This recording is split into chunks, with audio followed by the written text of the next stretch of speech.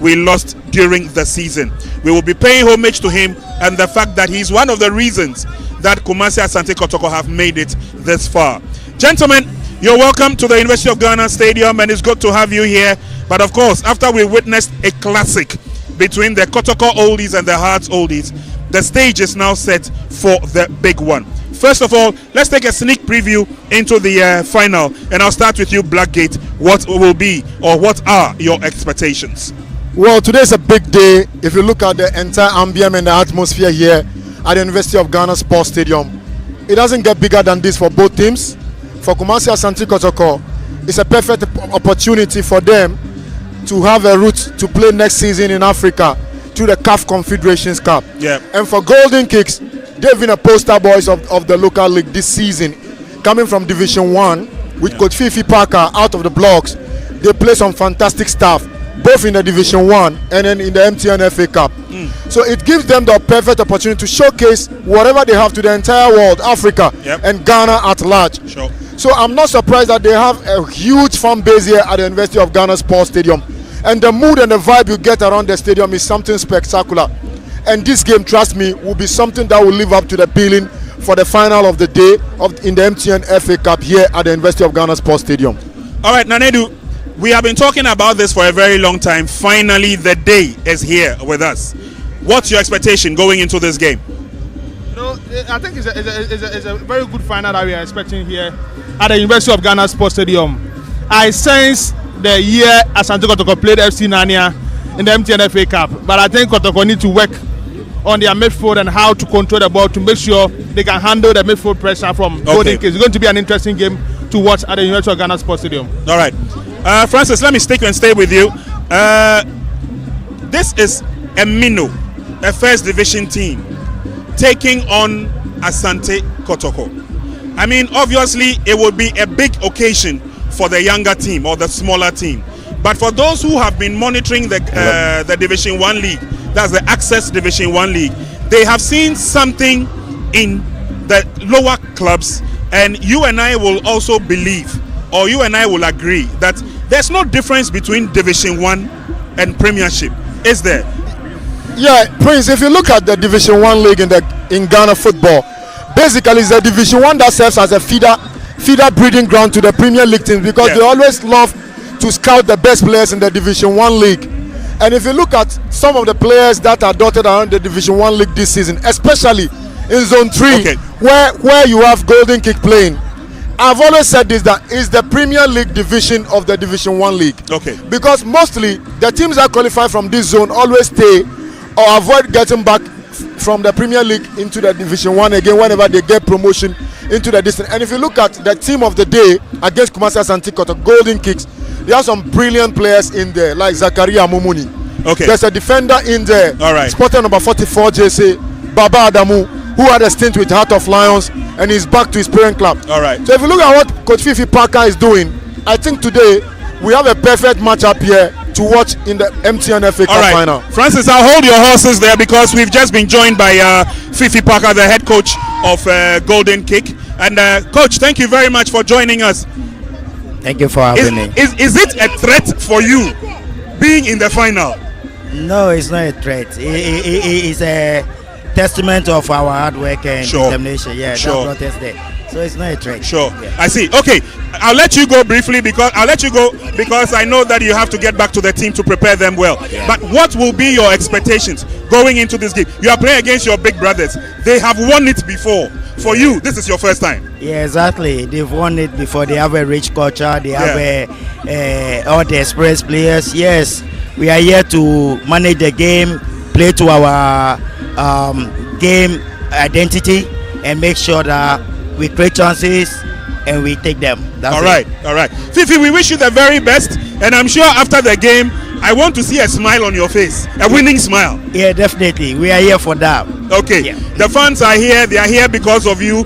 Banana Inn FC, friends of Golden Kick Sporting Club. You must not disappoint, Coach. No way. We are not going to disappoint them. They know what we are capable of doing. We are here to entertain them. They trust that we can entertain them. That's why they move all the way from their various destinations to come here to experience the history that it's about to happen. Yes. Thank you very much. We wish you the very best. So, Francis, you heard it from the horse's own mouth. The coach has said it all. Well, you know, Fifi Parker is one of the brilliant coaches from the lower tier. He's a license A certificate holder, and he has been brilliant with what he has done so far. Interestingly, he's playing against the man who qualified the team from Division 2 to the Premier to the Division 1. Yeah. So Coach Karim Zito, who happens to be with Kumasi Asante Kotoko, knows his opponent very well. Yeah. So it's going to be a fascinating battle dotted across the pitch this afternoon. All right. Okay. Well, if there's one person that knows Golden Cake very well, if there's one person who knows how to win the FA Cup very well, it's the person I'm going to talk to next. We usually call him behind the scenes Kabute. But Coach believes that today is the day for Kumasi Asante Kotoko. Coach Karim Zito, thank you very much for joining us. The time is now. This is not time for long talk. You have gone through the preparations, you have gone through the build-up. What will be your expectations going into the match today? Okay, my expectation is to win. They lose nothing if they lose. Okay. We lose something. So the only thing we have to do today is to be able to win this game. I don't care how many goals. What I care for is win. It's the win. So that at least we'll go back to Africa. We announce our name to Africa again. Yeah. Because it's been about 10 years now since Kotoko qualifies to that's both Champions League and then CAF Confederation. So today is a perfect chance for them to make it to Africa. Yeah. So this is what is in our mind, and this is why we are here. Well, as the slogan says, Obia and Yobia, don't write off Golden Cake, because you know them very well, you know their capabilities. Is this a team strong enough to stand the Porcupine Warriors? Well, every team is strong enough to stand the biggest team in the country, because they use the biggest team to motivate themselves. Sure. What is our motivation factor here? Sure. We beating them is nothing, but the result will make us go to Africa. Yes. That is the only thing. But so he coming here, he feels he has nothing to lose. Even he reaching the finals, this team reaching the final is okay for them. You understand me? So definitely we all know this thing because the name Obia and Yobia, it fits that competition everywhere in the world. Exactly. Everywhere in the world. You see the smaller team always disturbing the bigger teams. So we are here. We've taken them to be one of the biggest, because they didn't reach here by chance. They did their best and then they reached there. We also reach the same situation. We also reach here. So why should we underrate them? There's no underrating here today. All right. For you, I remember one of my chats with you. You said, if the league eludes you, the best option you have, and you don't have a choice, is to win the FA Cup, because generally the target is to go back to Africa. Yeah. Something you have not done in a very long time. With the quality of the team that you have now, and looking at the possibility of inclusions, I'll take your last word. Is this the time for Kotoko to go back into Africa? Yeah, of course, this is the time for them to go. I'm only praying for the attitude to be positive. Okay. Because normally when these young boys are playing the smaller teams, they take it. So that is why during preseason, I like playing the smaller teams. Yeah. Because the more you are able to build them, the more you in your capacity as a this. So today I'm praying that we should get a positive mind. Yeah. The attitude should be positive, and if you get it right, there will be no. There will be no. Well, Coach, I hope to see you at the end of the match with a smile on your face. Thank you. I will do that. Inshallah. We wish you the very best. Inshallah. Thank you very much, Coach, for talking to us. Thank you. All right. So Blackgate again. Coach Karim Zito has said it all. He's been there before. He's done it before, and so definitely he's going into this game with a certain mentality. The mentality is that they have to go back to Kumasi with a trophy. Yeah, if you look at Coach Karim Zito, he has seen the writings on the wall. He summarized it up all by saying that Golden Cake are not in the final by immune of fluke. Yeah. They end their sport in the final and they have to take them serious. And he also spoke about the attitude of his players, the mentality, the focus towards the game. To him, if Kotoko should lose the game, it's something big. Yeah. But for Golden Cake, if they lose the game, people will even applaud them because they punch above their way to be where they are. So it tells you clearly that the pressure is on Kumasi Asante Kotoko this afternoon to deliver. Anything apart from win will be a disaster or a catastrophe for them, because this is the only opportunity they have this season to win a trophy and to go back to Africa. And if you look at how he is talking about the pre-match formalities, he said he's praying that his players will turn up and play it like they are playing against Hearts of Folk, playing it like they are playing against Mediema, that caliber of game. Okay. He doesn't want them to undermine the opponents for the day, because Coach Fifi Parker's team are a very dangerous team if you underrate them. I see. Very difficult team to beat. But Nanedu match way and Dafem. And Dafem by virtue of the fact that Golden Kicks are not taking this match for granted. When you look at a team that has been able to eliminate House of Folk, when you look at a team that has been able to eliminate team like Atram Divisa, when you look at their route to the final, they played 6 games. They won 3 in the 90 minutes. They won 3 after extra time.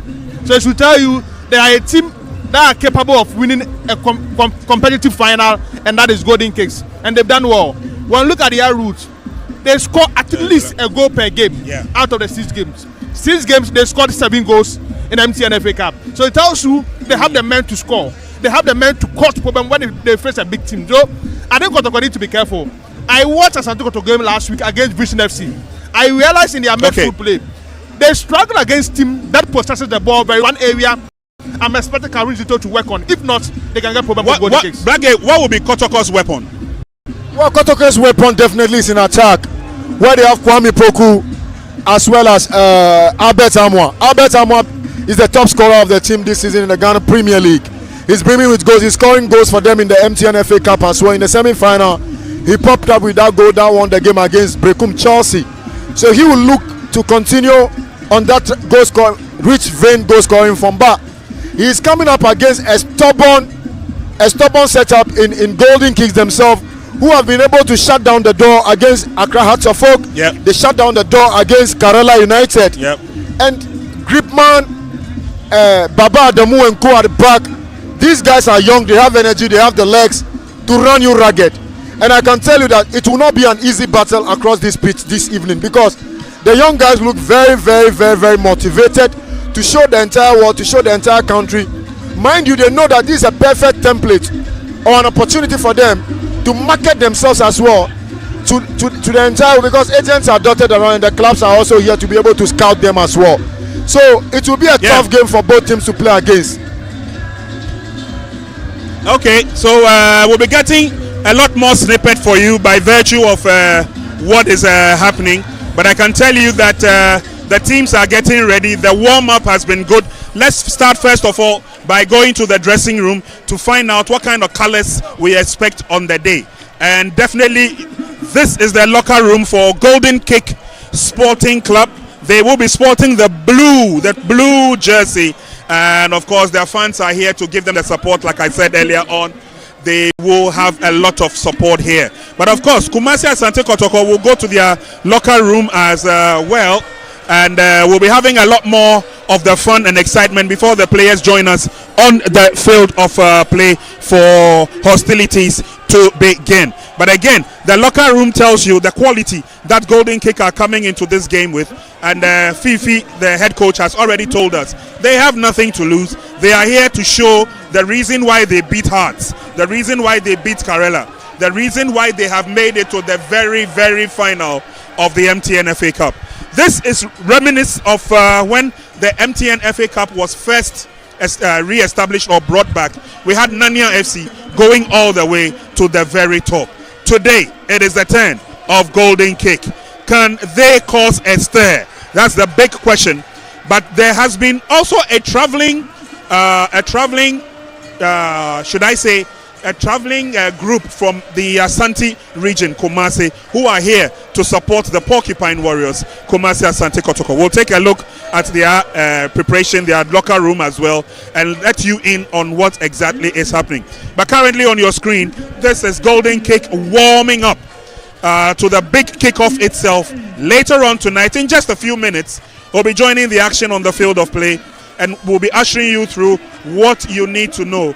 The glamour, the glitz, the excitement. But for Kumasi Asante Kotoko, they have been in the nation's capital for a while now, preparing arduously for this final. And this evening, we are going to see a rejuvenated Kumasi Asante Kotoko side who will be showing us the best of what they have. We'll walk you through the lineup so you have a fair idea of what Kumasi Asante Kotoko will be made up of in terms of their strength, in terms of their might, and in terms of their physique. But obviously, knowing that a win against Golden Cake will take them back to Africa, where they think they rightfully belong. The big question is, can they go back to Africa after 90 minutes, or probably again after the penalty shoot? But they say they want to go the short distance. I'll be sharing some statistics with you, and Nanedu will inform you that for Kumasi Asante Kotoko, they have won every match prior to this stage. Unlike Golden Cake, who out of the 6 matches won 3 by 90 minutes and then won 3 by the penalty shootout. So obviously with this statistic, we'll be taking a look at who holds the blue ribbon, or who will hold the blue ribbon at the end of 90 minutes. It's a tough game, no doubt about it. Golden Cake say they have prepared very, very well, and their fans have come from far and near, from the Choko, Dansoman, Mamprobi, Accra area. It cuts across to Tuba, where they play their home matches in Division 1. They have amassed a lot of fans, and the fans are here to showcase exactly what they are made of. And like I told you earlier on, we will be taking a look at a lot of the activity that will be going on. There's a lot more going on behind us. But Nana, let's come back to basics and take a look at the strength of the Kotoko team as they go into the first 45 minutes. When you look at the strength of the Kotoko team compared to when Coach Prosper Nete Ogum was coaching the team, you can see now their strength is their defense. They play more as a team that is ready to be more consecutive in terms of protecting their back four, not to concede more goals. That is why you can see in their team. Oh, prepaid NASA. A new concert TV, no. People boy at the electricity bills. He's done well to keep that in.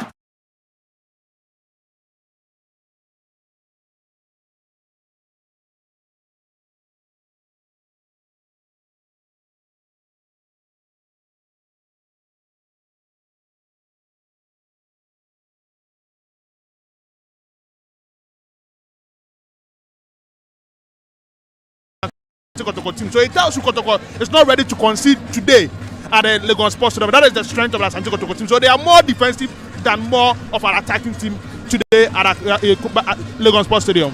I see. Okay, but obviously one advantage that Golden Cake will have, and viewers, if you're watching us live, this is the University of Ghana Sports Stadium. This is the cultural display ahead of the big kickoff here tonight. As I hear their numbers, they're waiting patiently, but this cultural troupe is also showing to the rest of the world what kind of rich Ghanaian culture we have in this country. It's a combination of drumming and dancing, but it is also a period where the dancing and the drumming sends a message out there to one and all that we are a peace-loving nation, we like our unity, and of course football is one tool that we use to bring peace and unity in this country. And so we've got the rich flamboyance of this cultural troupe who will be telling us that story to perfection. Whilst they do that, let's also take a look at what kind of strength Golden Cake will come into this game with. At least we know the Kotoko players and who to look out for. We may not have a fair idea of the strength of the Golden Cake team in terms of the quality of players. But Fifi has one thing that we all know. He's astute a coach, and he's a very good tactician. Yeah, in terms of his tactical dispensation, you can't take that away from him. He's one of the best in the country currently, especially this season under review. We've seen his team play in the MTN FA Cup against Hearts of Oak here at this same stadium, where they stifled Hearts of Oak, played the better football, created the better chances. But one thing that prevented them from winning the game in regulation time was that the goalkeeper of Hearts of Oak, Benjamin Asari, really brought his A game on board that particular day here and pulled off brilliant saves after saves to be able to drag the game into penalty shootout, where Golden Cake finally converted all their kicks and they ended up winning the game. Against Karela United, we saw how Karela United tried to break them down, but they stood resolute in terms of their defensive fortitude. With Fifi Parker, he lost to build from the back, play into the midfield, spread the ball onto the wing in a typical 4-3-3 formation with variations of 4-4-2 and the 3-5-2. So if you look at what he does, he's not a coach that comes into a game with a single tactical formation. He loves to vary his tactics in terms of gameplay based on what the opponents are doing. He adjusts his game plan to it. But at the back, that is where he has solidity. His goalkeeper, Calvin Kofi Saba, has basically kept them in the competition, because if you look at what they have done, they have kept maximum clean sheet in the competition. So it's difficult for teams to score against them. Then look at Roland Gripman, the captain of the side, who has been a solid rock at the back for them the entire season. Ever since they have Baba Adamu returning from Pando Heart of Lions to join them, together with him at the back, both of them have formed a formidable partnership at the heart of their defensive unit, and they'll be very, very resolute in terms of what they do. Up front, you look at Bless Ege, spotted in the number 99 jersey. That guy has been a sparkling spot in the team.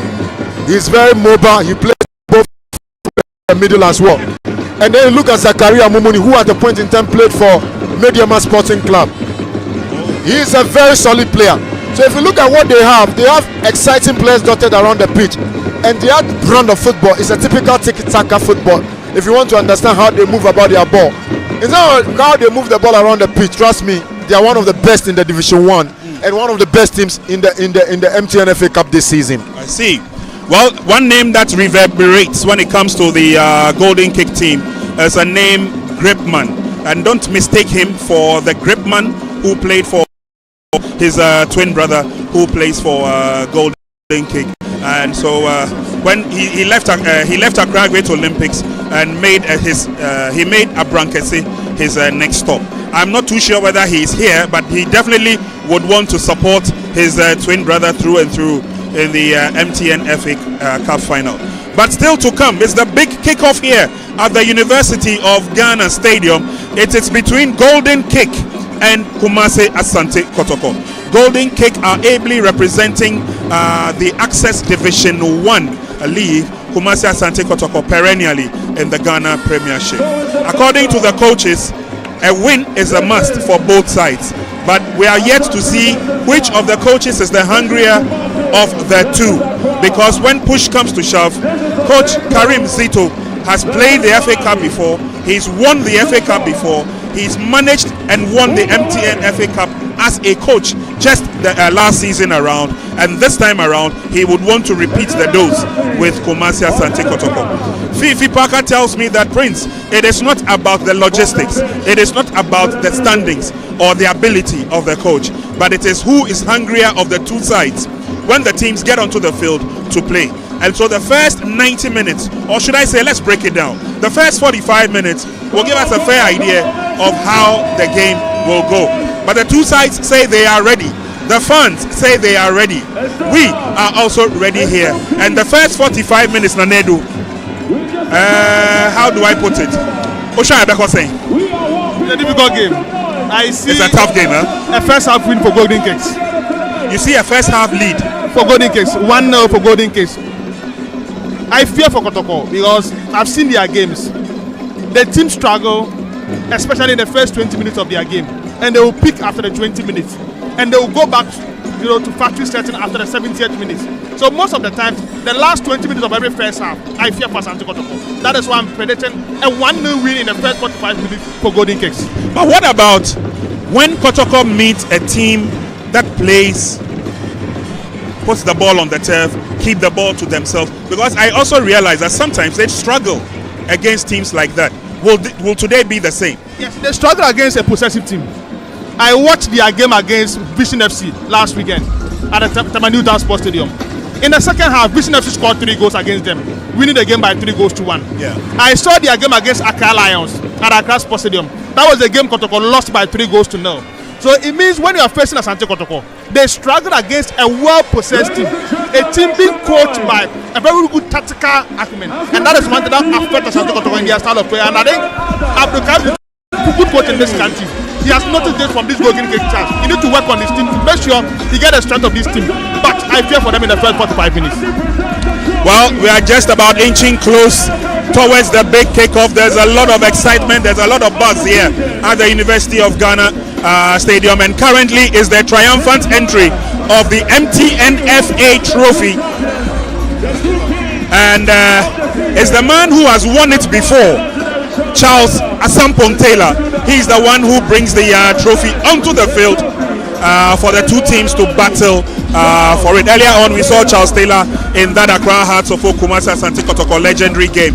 But it is the duty and the honor of Charles Taylor to usher in the MTN FA Cup, which he has done nicely and positioned it on the podium. This is the trophy that the two teams, Golden Cake and Asante Kotoko, will be battling for 90 minutes. It could be extra time, it could be penalty shootout. The fear of a lot of people is that should it end in 90 minutes, Kotoko have done it before. Golden Cakes have also done it before. Should it end at the penalty shootout, Kotoko are yet to win a match during the penalty shootout. Golden Cake have won the penalty shootout 3 times, and so it looks like they may have the edge as long as the match goes further and further. But at this stage, the statistics may not really play a part because they are coming onto the field with renewed vigor. The two teams will be joining us onto the field as it is led onto the center by Charles Taylor. Shows the trophy to the whole world. This is what the two teams will be battling for. And it's Charles Taylor's singular honor to do this job today, by the kind courtesy of the MTN FA Cup committee. So he shows the trophy to the whole world. This is what we are playing for. He is going to reposition it, and then the teams will be ready for battle. The action station is here. Wherever you are watching, we are coming to you live on Max TV. And of course, thank you very much to you out there who have tuned your sets to Max. If you can join us here at the University of Ghana Stadium. If not, sit back, relax. Max TV has got you covered as we take you through. Nanedu says that he believes the first 45 minutes will be for Golden Cakes. You share that assertion? Well, I don't begrudge him at all, because if you look at Golden Cakes, they love to put the ball on the turf. They love to exploit the weaknesses of their opponents. But if you look at Kumasi Asante Kotoko as well, Kotoko basically struggles to play against a possessive team. And Golden Cakes know their strength. They will not play into the hands of Kumasi Asante Kotoko. One thing that Kotoko got to do is they have to be calm, be disciplined, stick to the game plan, and learn to respect the occasion. Because the last time they were faced with a similar opposition, that was Nanya FC. Kumasi Asante Kotoko, with all their array of stars, struggled to be able to win that game, and they lost the game on that day at Accra Sports Stadium. Here this afternoon, they know the magnitude and the ramifications of taking this game lightly, and the opponents can be very dangerous. They can make life extremely awkward for anybody. But with the kind of firepower that Kumasi Asante Kotoko have, I think they have enough power to trouble Golden Cake this afternoon. All right. So the time is now. This is the moment we are waiting for. The teams are ready in the tunnel. Nana, Dakwa, Jesse, and Josiah Aye are waiting in commentary position to bring you the first 45 minutes. Let's cross over now to see the entry of the two sides and the first 45 minutes. We'll join you again at halftime.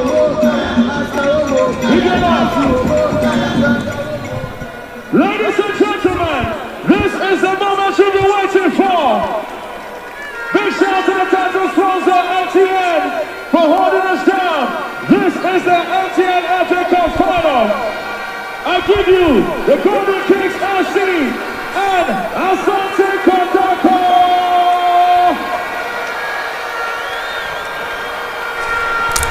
Hello, good evening, pleasant welcome to the University of Ghana Sports Stadium here in Accra as the 2025 MTN FA Cup finals between Golden Cake FC and Asante Kotoko. It's been a fairy tale run for the Zone 3 Division 1 side into the finals of the competition against their much more experienced Asante Kotoko side, who have history backing them as they come into this game as winners of the competition on 9 occasions. Welcome to the University of Ghana Sports Stadium for the 2025 MTN FA Cup Finals. My name is Nana Dakwa Jesse, and I've been your commentator this evening alongside Josiah Okokwe.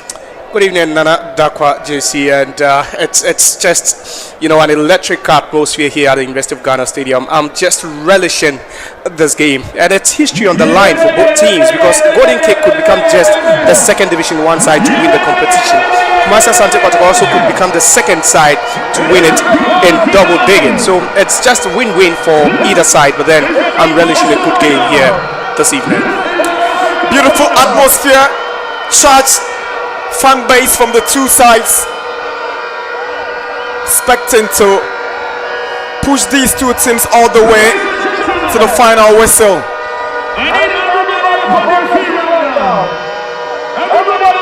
The last time Asante Kotoko won the FA Cup was back in 2017 when they beat their rivals Hatsabot by 3-1. That game was played in Tamale, and interestingly, that final was dubbed the unmissable, and this one is the unforgettable.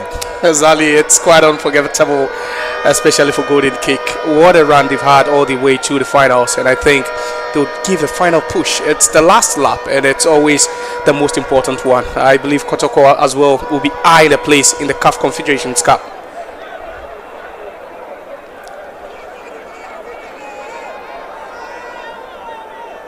Some dignitaries from the Ghana Football Association, Ministry of Sports and Recreation, as well as the committee members of the FA Cup have turned up here. I've seen the Minister for Sports and Recreation, Kofi Adams, having a word with the referees for today's game.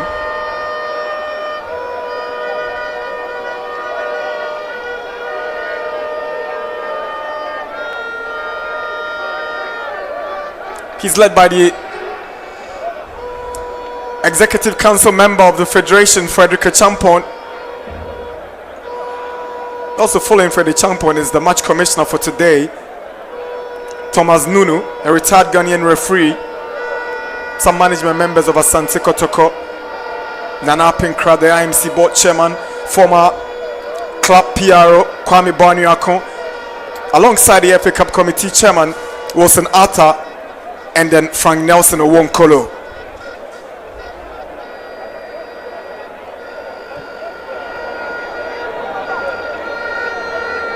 Samba O'Neill is wearing the captain's armband for Kotoko this evening and is leading the dignitaries in introducing his players. He seems to have gathered a lot of confidence from Abdul Karim Zito since he took up the job. Exactly, and looking at the fact that he joined the team even after quite a number of the players in the setup also joined. He's exhibited quite a number of, a lot of leadership qualities, and I believe that's the reason why they deemed it fit to hand it over to him. And it's a new regime also under Abdul Karim Zito, and he believes that handing the captain's armband to O'Neill maybe might help steer, the club to where they have to be. Substantive captain Frederick Crisari remains on the bench for the Porcupines. Justice Blair, who deputizes in the absence of Asare, is also on the bench. It's time for Roland Atte-Gripman, the captain of Golden Kick, to introduce his players to the dignitaries led by the Minister for Sports and Recreation, Kofi Adams. This Golden Kick captain has a very interesting story to tell. His elder brother is Raymond Oko-Gripman. He plays in the Premier Division with Nations FC in Abrankesi. They nearly won the Premier League, but they missed out on the final day. But his twin brother has an opportunity to take a silverware home. That's what he said. I had a chance to talk to him during the Friday evening training session, and he mentioned that he knows that his brother has missed out on a Premier League medal. Then he's hoping to make the family proud by winning it here. And ironically, Nations FC had to battle teams like Kumasi Asante Kotoko. Unfortunately, Gold Stars ended up winning it.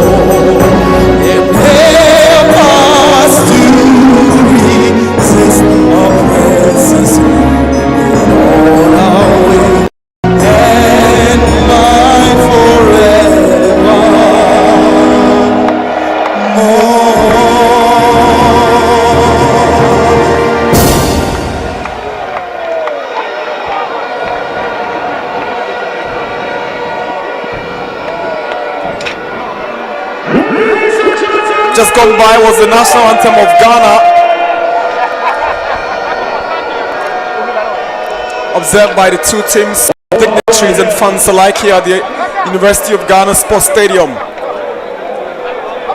In a matter of a few minutes, this game is going to get going as Golden Kick chase history.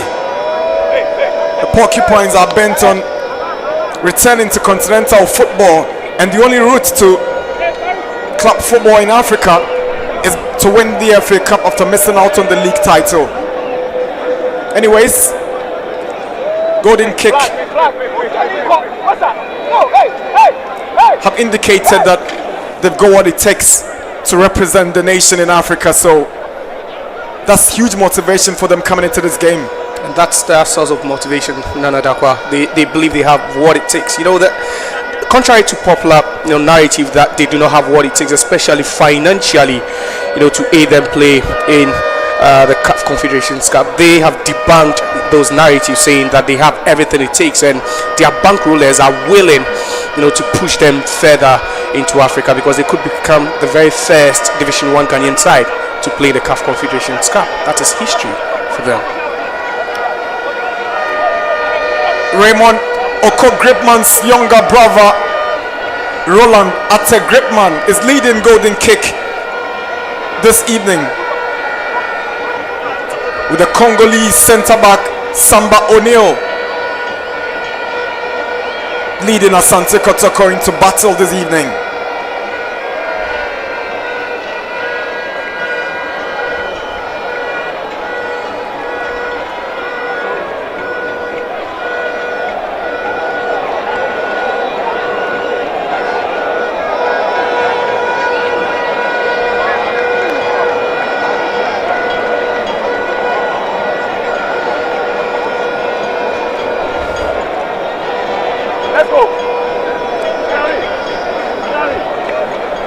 All is set for the kickoff here.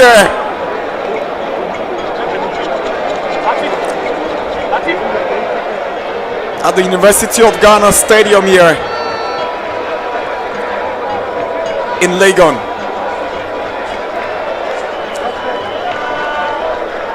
Asante Kotoko sporting their red jerseys. Karim Zito wants to make a name for himself. He won the FA Cup 2 seasons ago with Dreams FC and guided them all the way into the semi-finals of the CAF Confederations Cup, only to lose out to Zamalek of Egypt. It's a big day for him. You talk about experience, and he has it way much more than the man in the opposite dugout. Yeah, Fifi Parker Hansen. Fifi has carved a niche for himself as one of those coaches who have specialized in talent development and also scouting. To be in the finals of the FA Cup, no mean feat. You can describe it as a fairy tale run, but I tell you what, you can't take anything away from the quality of this Golden Kick side.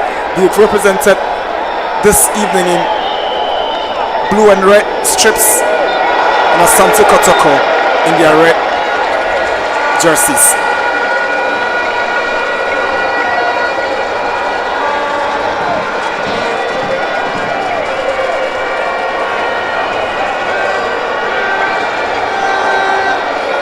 So none of these players starting on both sides have won the FA Cup. Interestingly, the last time Kumasi Asante Kotoko won it was 8 years ago. That's quite a long time, looking at the phases, of transformation this team has had to go through within that time. I think these players are, itching to make history with the Porcupine Warriors. We just saw some legends play, and they want to replicate, what they did earlier on.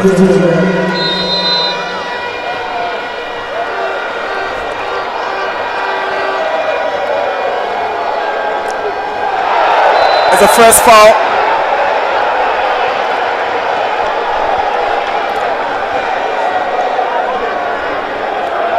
Golden Kick.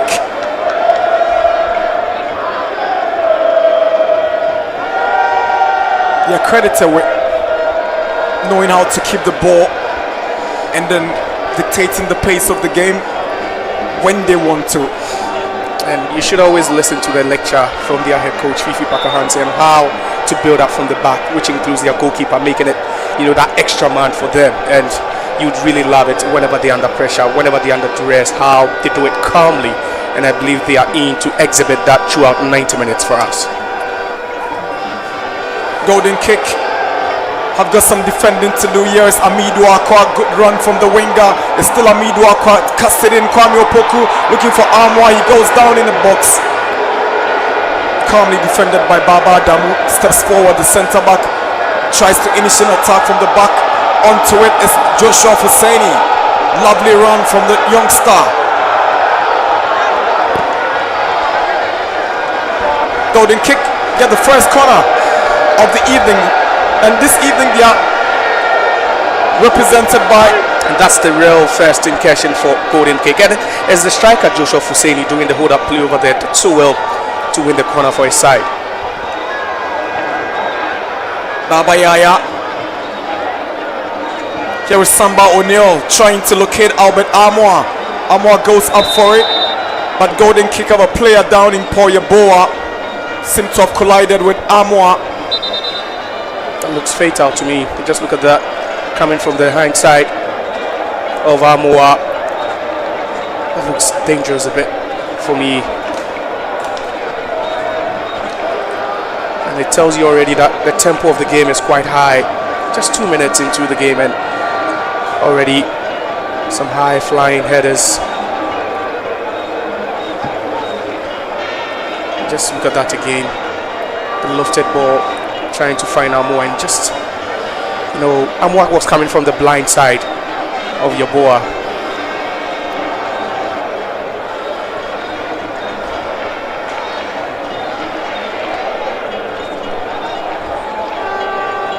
Poyaboa up on his feet, been taken off by the medical team of Golden Kick.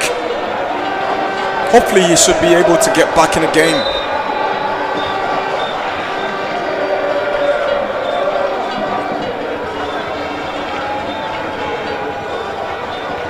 Here is Gripman.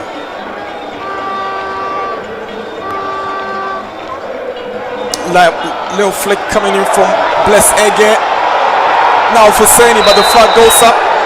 Offside against Golden Kick. I trust you, we could be seeing this very often, looking at Kotoko's high line and that pacey, attack. But I think that was very close. That shouldn't have been the call over there, Joshua Hussaini. He's already made his presence felt. He won a corner and then also this move. Another decision that has been greeted with displeasure from the Golden Kick charges. It was Hussaini on that occasion. Yeah, again, I think they would have to combine to try and stop him because he's very versatile. He can play through the middle as well as attack through the flanks. Here is Patrick Asiedu. Now Peter Amidu Akwa on the left. Kwame Opoku. A pass from Asiedu. Not good enough to locate Amidu Akwa, but he is able to win a throw-in for Asante Kotoko. Got himself whacked down in the process. No foul, throw-in. And that was the incident again. Peter Amidu Akwa found himself in front of the defender, and just look at that. It was a tackle from Edward Bentun that just caught him late. Kotoko, spot for choice on the bench. In the event Akwa is unable to go on and play, you have Dauda Sauka. He plays similarly like Akwa. Trey Dramana, Cheba for Samson Eduku, Imano Enchi. All of them could pop up in the event that he can't come in a game. I've also seen the Nigerian Fernando Basse been asked by Coach Karim Zito to start warming up. It could be a huge blow to Kumasi Asante Kotoko if Peter Amidu Akwa is unable to continue. Asiedu to take the throw for Kotoko, sends in a long one in the box. Away by Bentum. Henry Ansu returns it. Good clearance from Yeboah. Free kick, golden kick. And that's how they love to operate. They are never in a haste to, just hit the ball long downfield. They always have that sense of mind, that sense of awareness. And the players are always under composure. Well composed. Good ball in Mate Ahmed. Clever header back by Intimenu to goalkeeper Mohamed Kamara.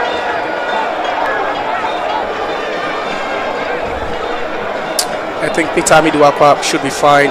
He's begun to just, engage in some slide jogs and all that. He's been well attended to. He should continue. Paul Yeboah, very skillful on the line. He goes down. Golden kick, we're expecting a free kick. That's why they needed him. For a moment when he got injured, you could see the face on Fifi Parker-Hansen, the head coach of Golden Kick. Wasn't so pleased with that. It tells you his quality down the left-hand side. Gives them so much options whenever he bobs forward. Lord Amwa in Timenu.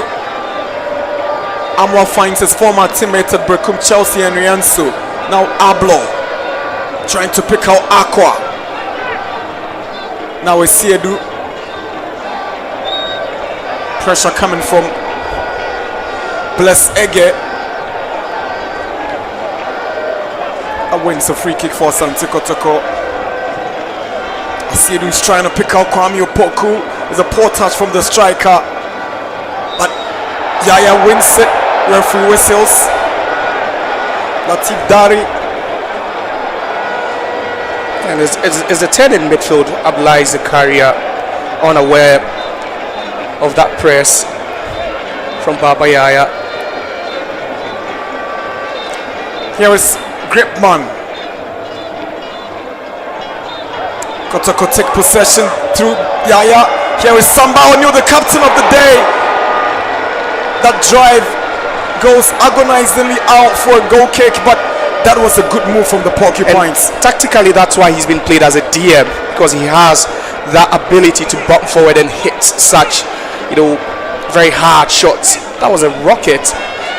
Unluckily for him, he failed to hit the target, but you can see clearly there's so much quality in this Kotoko team, and it's that hybrid system where he's been operated as a DM and then also sometimes as a centre back when they are defending. Aqua. Golden kick retrieve possession. Yeboah. Adamu. Clever play from the centre back. Zakaria Momoni gives away possession. Here is Albert Amwa. But the Yeboah recovers really well for golden kick. Calm and composed on the ball without any pressure on them. Golden kick. I believe that's the philosophy, and it doesn't change no matter what the opposition or who the opposition is. They still stick to the plan. And here the goal. Golden kick. Da Costa Owusu, very skillful, tries to cut the ball in. Henry Ensu nearly made a mess of it, but Kamara was there at the right time. Yeah, we show you respect before the game, but during the game there's no respect. Just look at that. And that was nearly a costly mistake coming off the Asante Kotoko defender. Here's Zakaria Momoni.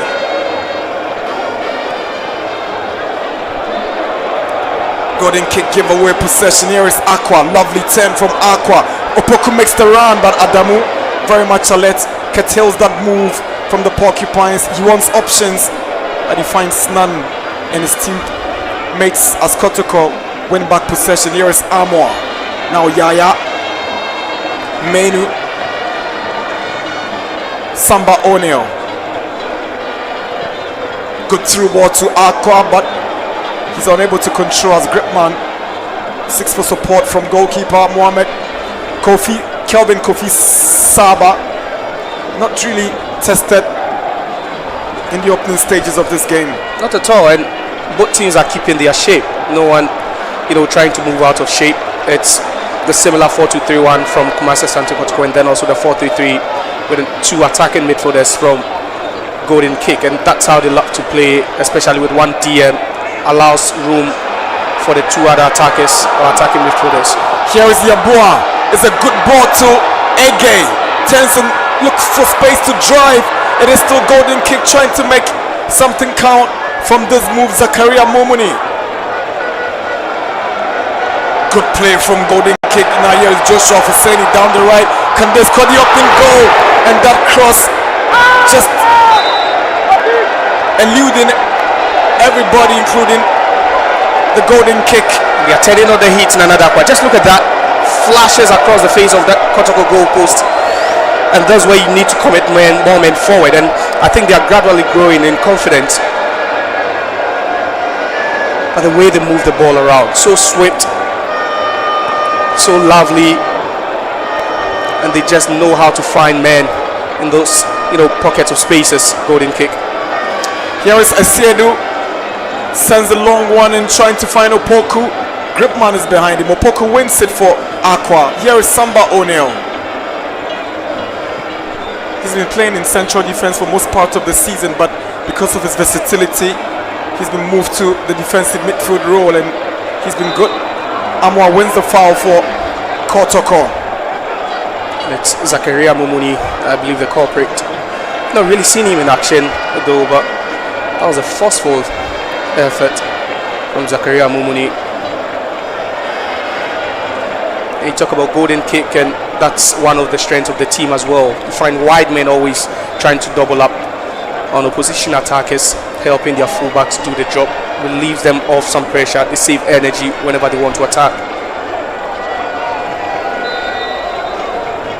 Lord Amwa to take the free kick, swings one into the Golden Kicks area. Aqua shows interest after that ball was headed wide. Aqua returns it to Yaya. Yaya is trying to find Ablo, but Golden Kick get it away.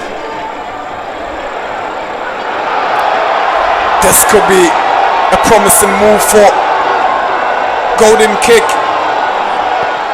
Fuseni sends in a cross. Zakaria is arriving, brings it down. Good reaction from Kamara. The Kotoko goalie had to be spot on with this reaction, and he's gotten himself injured in the process. Yeah, that was a nasty collision. Kamara, another swift counter-attacking move.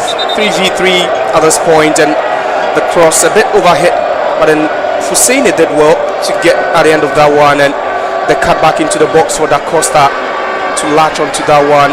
It was a quick reaction from Kamara, and that was clearly unintentional from the Golden Kick attacker. And tell you what, if Kotoko would try to take the gamble, trying to push ball mid forward, they could be punished for it, because this Golden Kick boys are very, very, agile. They are very, very pacey.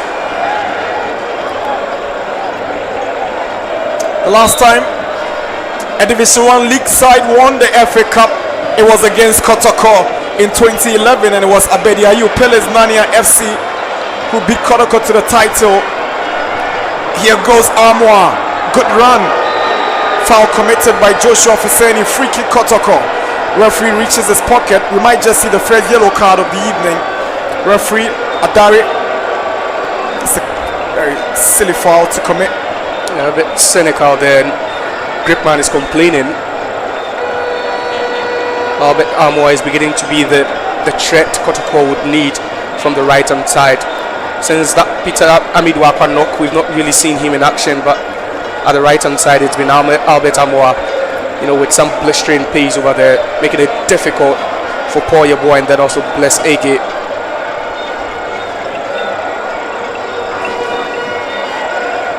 "16 minutes. Kotoko and Golden Kick yet to produce any goals here.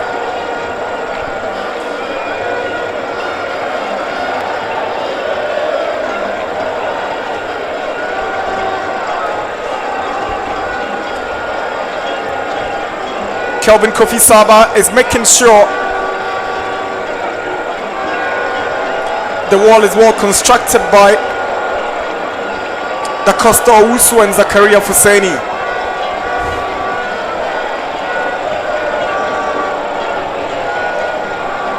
Those where they need to be very careful. Golden kick. Their first real test of the game.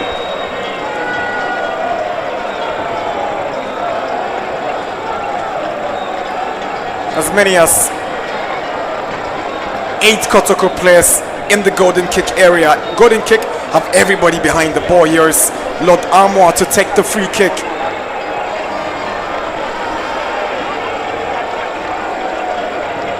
He's been solid for Kotoko since joining from Brekum Chelsea at the start of the season. Something funny just happened. Referee colliding with one of the referee whistles.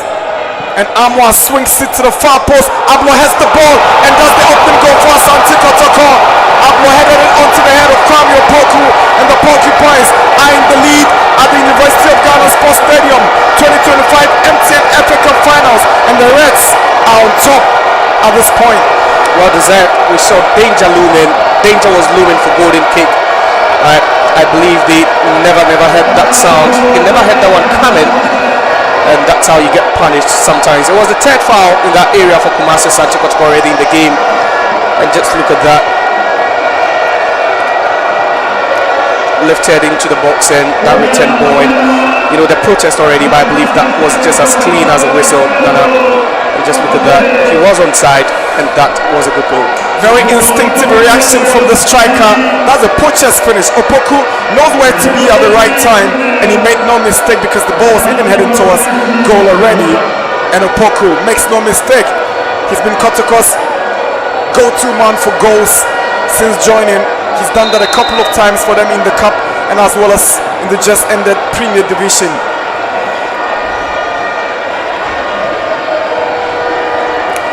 Tall mountain for golden kick to climb. Down by 1 goal against Kotoko. See how they respond. Samba O'Neill commits the foul on Da Costa. And they are not relenting at all, Kumasi Asante Kotoko, despite going 1 up a couple of seconds ago. They are keeping up with that pace. They are trying to press very, very high, because they understand that with this golden kick side, quite, you know, a lot of youthful exuberance, you just don't give them too much space. Golden kick of a free kick.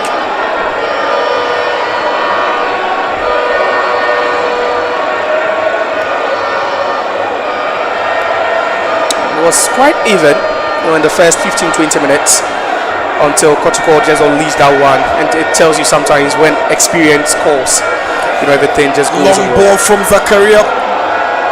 Again, this time Ensu will not panic. Zalian, he does the job neatly there, you know, try to force Ege a bit wide, making that reverse pass into the 6-yard box. Very, very complicated for him. It's a long throw from Kamara into the half of golden kick. Ege beats Esiedu to it.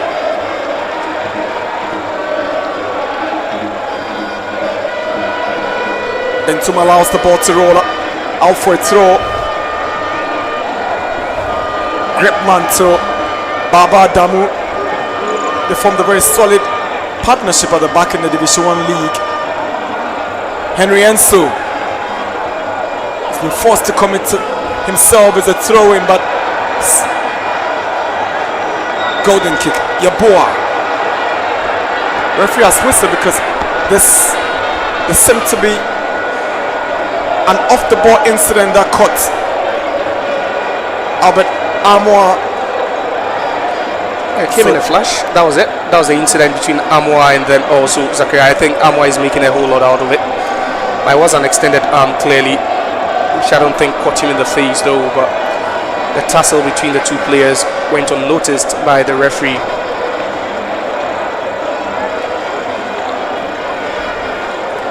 Time to regroup and relay the information once more. Fifi Parker Hansen knows it's certainly not over for them. No, I doubt.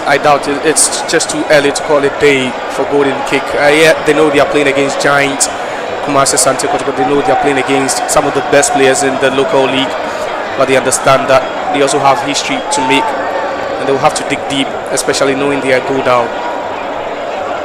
Husseini, Baba Damu, Roland Gripman.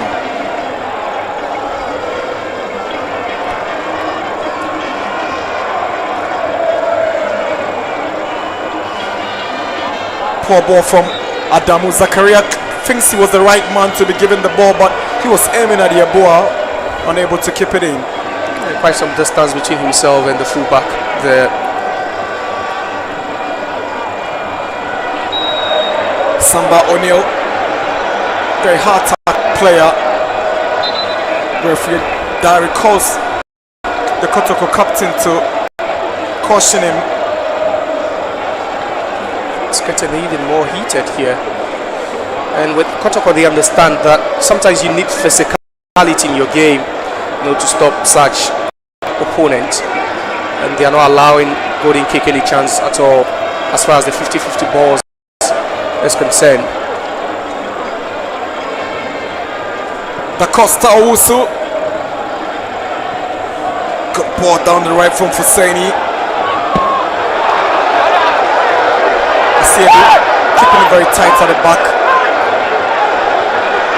That was a hard tackle, but then finding that extra man in space, and it was Edmond Bitum, the right back, trying to overlap on that occasion.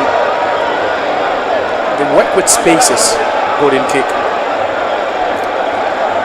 Bless Ege to take the corner for golden kick. They trail the Porcupines by goal to nil.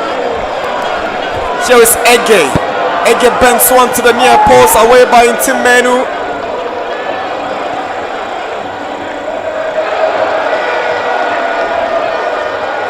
Baba loses possession here. Is Yeboah. He's gone all the way to the right side to help Matters. Ablo. Esiedu. He's got two golden kick players to contend with. They seem to have won the sympathy of the assistant referee, but it didn't look like a clear foul on him.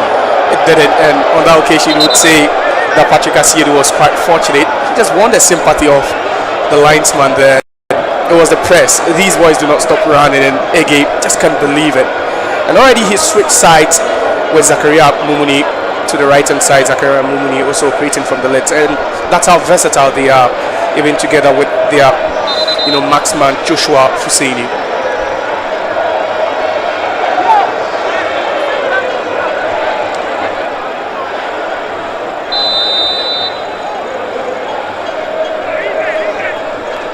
Mohamed Kamara to take the free kick. Kamara just gives the ball away for golden kick throw. Ege.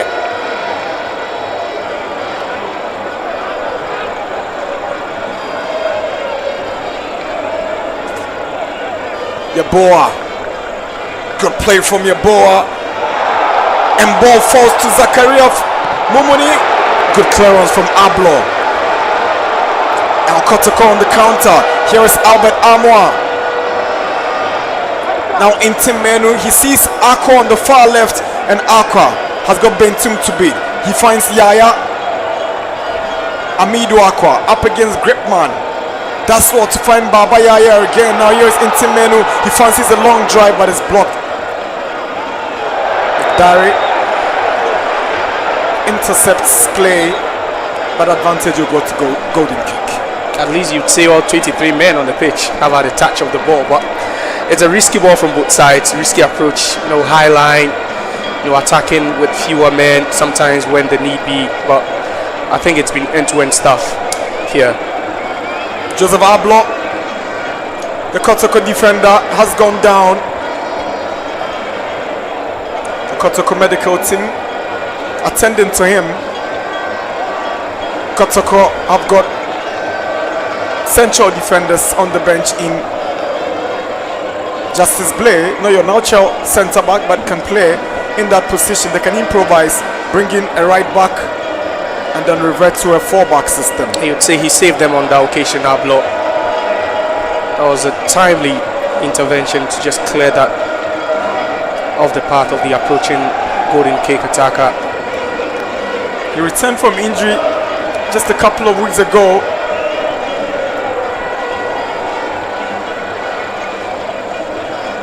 That doesn't look like the face of a coach who has his team, one down, Fifi Parker. It's about how, even outside football, he wants to bond with these players, and you will understand why these players would always put their lives on the line for him and always try to win for him.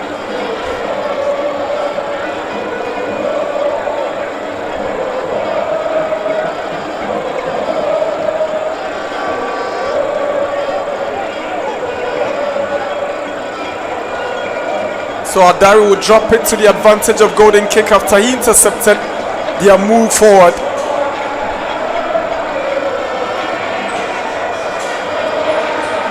Gripman to Baba Adamu. Adamu locates Yeboah.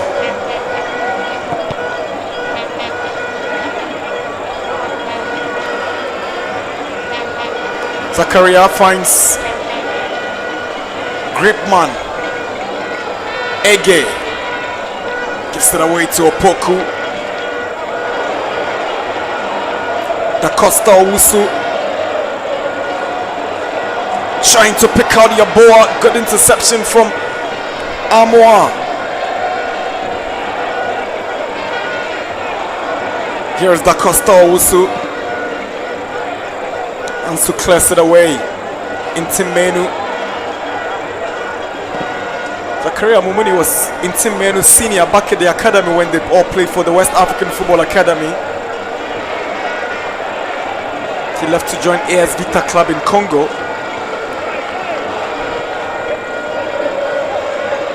Later returned to join Aduana and now playing in the lower tier for Golden Cake. Now here is Fuseni, stopped in his tracks by Samba O'Neill, who thinks it shouldn't have been a foul for Golden Cake. Yeah, but the referee had a different idea there. He played the advantage, and that was it. It was the earlier trip from in team.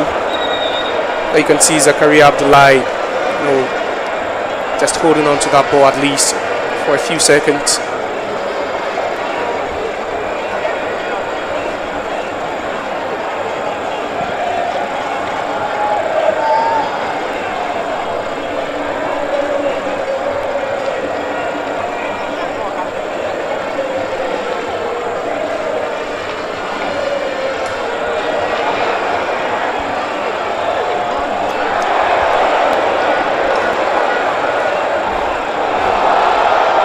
Golden Cake moving forward, but Samba O'Neill commits another foul, and this time referee will flash the yellow card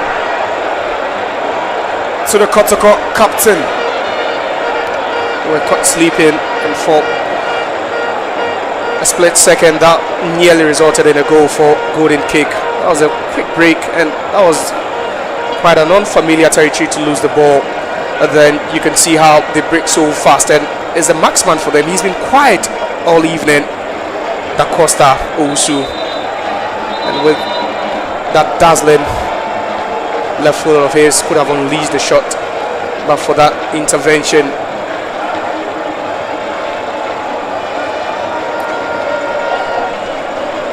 Free kick for Golden Cake. They might have something up their sleeves after going down through that Kwame Opoku goal. So Samba O'Neill's yellow card confirmed. At this point, he's going to play with a bit more caution because another bookable offense, and it's early shower for him. Yeah, and that's what coaches sometimes try to avoid, especially when you're playing in such, a sensitive area like here's now as a DM, and then also sometimes as a centre back, because you always find yourself trying to block every attack by the opposition. And this time he wasn't, at his quickest. He wasn't just there to stop the attack cleanly. And you'd be thinking this is just some few limitations on how he's going to defend for the rest of the game.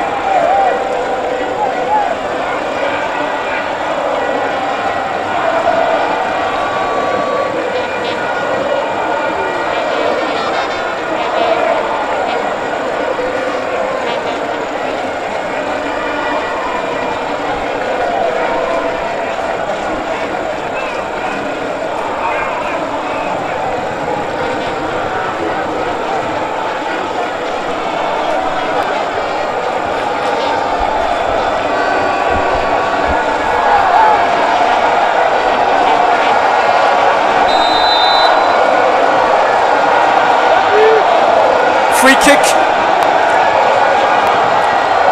Poyaboa has a good left foot, but he lifts it. He bends one, and it's a stunner. Glorious goal by Bless Ege. Absolutely magnificent. What a strike from Ege. He scored in the semi-finals against Atram Divisa, and he's leveled in the finals against Asante Kotoko. His golden kick won, Asante Kotoko won. That was an absolute stunner. Glorious finish. Absolute breathtaking. This is magnificent, and just show me that again. What a goal that was. And this is a goal that befits a final. No chance at all for the wall, no chance at all for Kamara. Just look at that technique, accuracy on point, and this is a goal worthy to be scored in the final. They look stunned, Kumasi Asante Kotoko, because there was absolutely nothing anyone could have done about this goal. Not even the best goalkeeper currently in the world could have saved that. The angle, the precision, the bend, and Kamara, you'd be thinking, could have done anything about it? Sorry, nothing he could have done.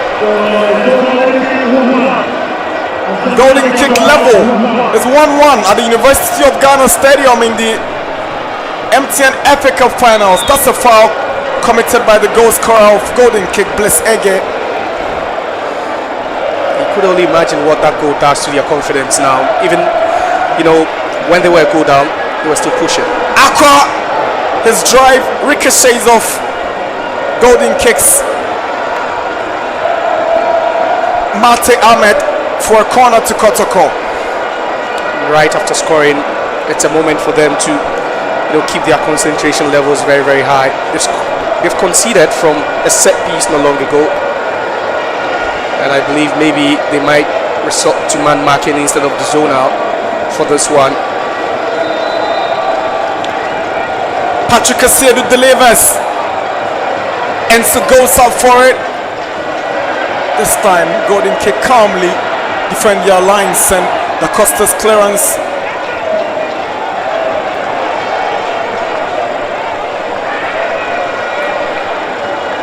Fuseni, Adamu, Acosta. Good play from golden kick Joshua Fuseni. Zakaria Momoni is up against Amwa. He wants to cast through the middle. Fuseni lays one to Yaboa. Shot off the ball by Lord Amwa. Mate Ahmed to the Costa, sends one to Zakaria Momoni. That's a fair challenge from Henry Ensu. Fair, clean over there, and this is the time they turn the heat on Kumasi Asante Kotoko, and this is what a goal can do to your confidence, like we spoke about. Zakaria Momoni in a very, very promising position there. You can see you don't let off your guard, Henry Ensu.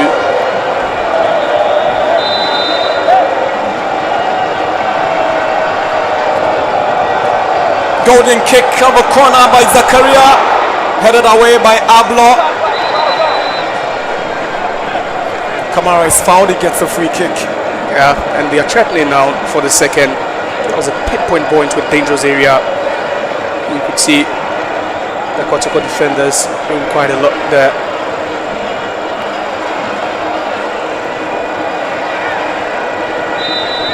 Some more thinking to do for Karim Zito.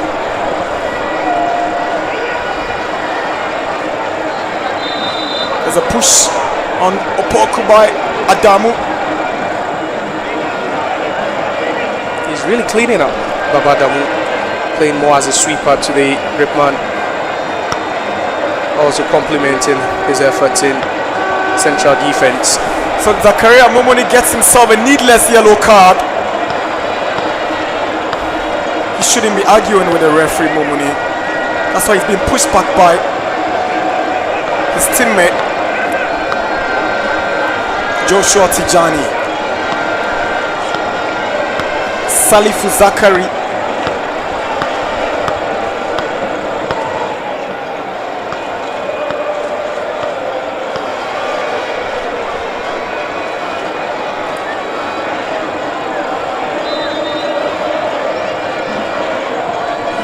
Lord Armour has the ball towards Samba, cross from Opoku. Armour went in for it. Last touch seemed to have come off the golden kick defender, so it's a corner for Asante Kotoko again.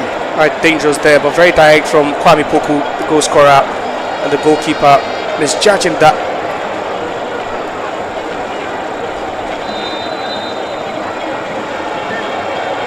Baba's corner. Good goalkeeping from Kelvin Kofi Saba. Yeah, another floated cross from that corner by Babamo Yaya there.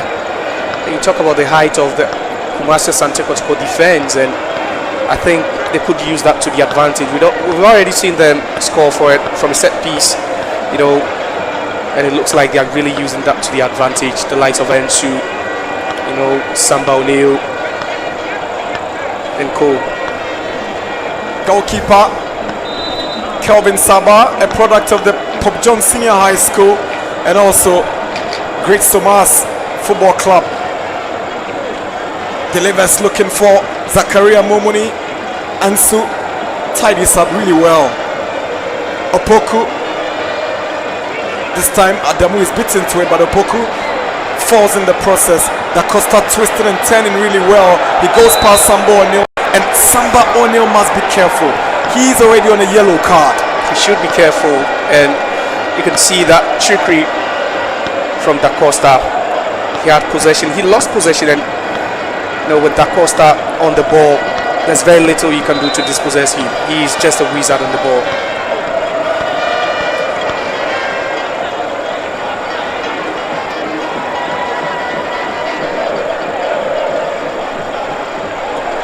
Zakaria Momoni loses the ball. Armour, here is Lord Armour. The right back is moving in confidently, but that's some good interception coming from Zakari Abdullahi. That's just great defense from Zakari Abdullahi, trying to stop Armour in his tracks, and it did so magnificently.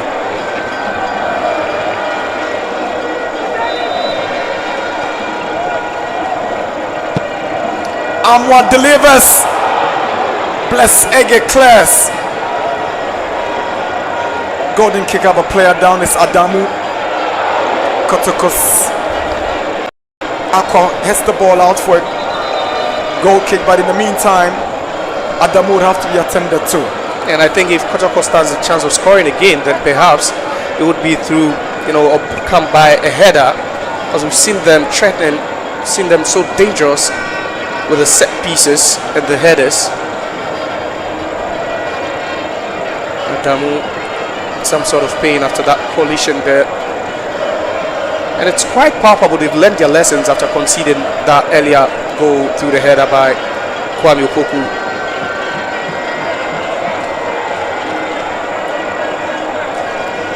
Golden kick beat Brecum Chelsea.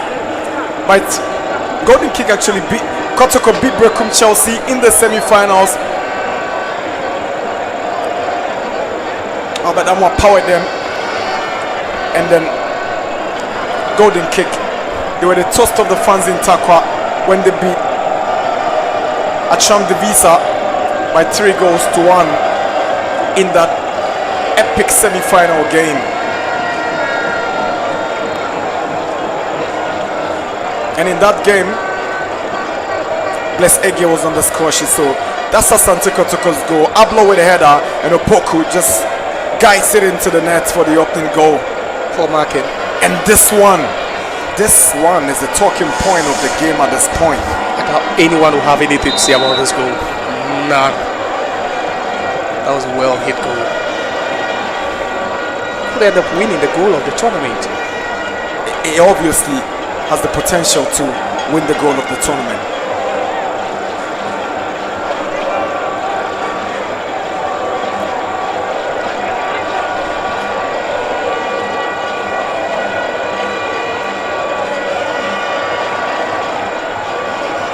Poku shows great desire, but ball is cleared by Mate Ahmed.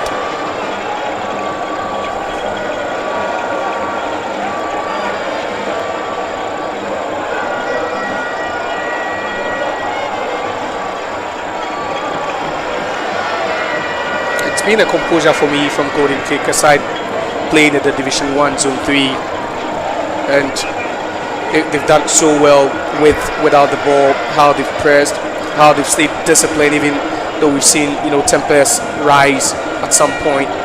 I think kudos to the head coach Fifi Parker Hansen, for putting up such a formidable team.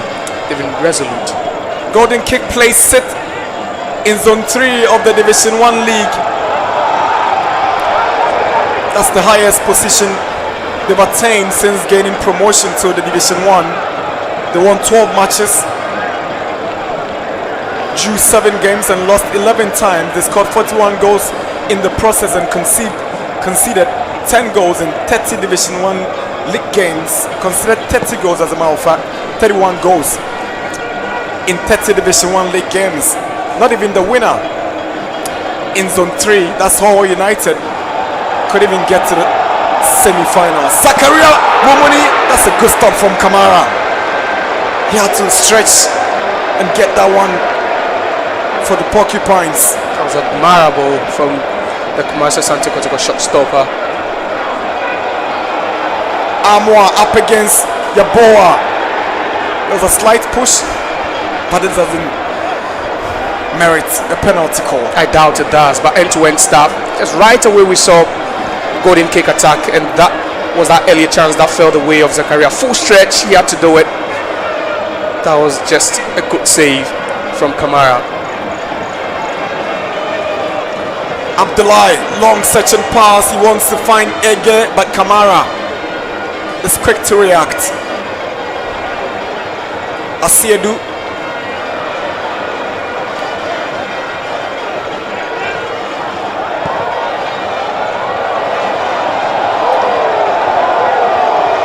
Don't stop running, Golden Kick.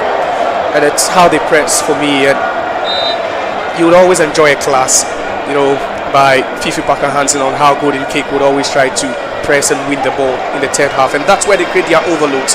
They always want men forward just to ease off that pressure on the midfield and then their defenders.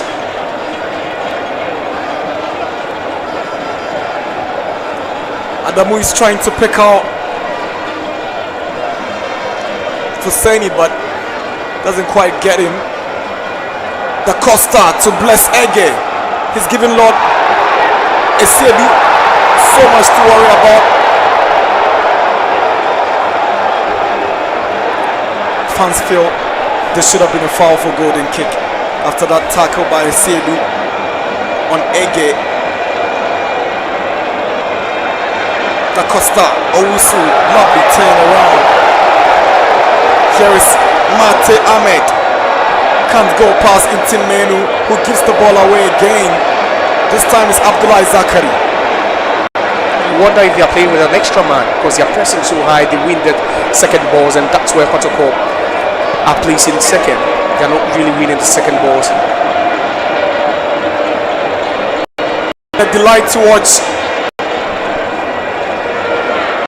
especially this boy Da Costa. Now Yaboa also scored in the semi-final against Atram Divisa. He puts 1-2 looking for Fuseni, but too much weight on that pass. Yeah, just too much. But they're still breaking the Kumasi Asante Kotoko lines, and I'm struggling to find that partnership between Team and Samba working. We spoke about Samba getting himself booked. It's really limited him with his movement and also the tackles. We're almost wrapping up the first half of this game. We're going to do 3 minutes of additional time. Lovely play, beautiful footwork from the Costa. Now Ahmed to Ege. That's what to keep it in. Now Bentum. Goal kick. Golden kick protest because they feel it should have been a corner. I thought it was a corner. I thought that was a corner, but then it was Bentum just tussling over that one with Patrick Asiedu. I believe the last touch came off the Kumasi Asante Kotoko left back. You have to allow these young boys for the shift they are putting in this evening, and I've really enjoyed how they've set up with the ball and how they've been able to beat the Kumasi Asante Kotoko press. Timenu commits a foul just around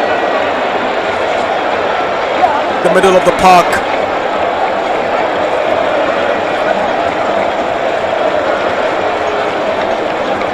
Gripman looking for Ege. Now Bentum.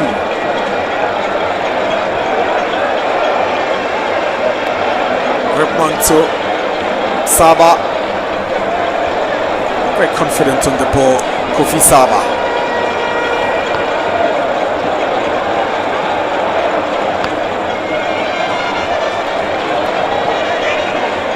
Aqua. Good skill. Now Baba. Yaya. He's got Amo on his right. Picks him up.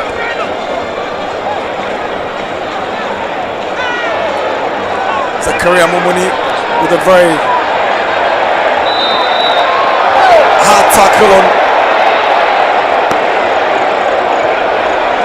Kotoko player. Yeah, that was a lot of work. That was cynical from Zakaria Mumuni. He's already on a yellow card for dissenting. You understand why Parker Hansen is fuming on the touchline, because that could have been a sending off for Zakaria Mumuni. Very, very fortunate to still be on the pitch after that cynical challenge.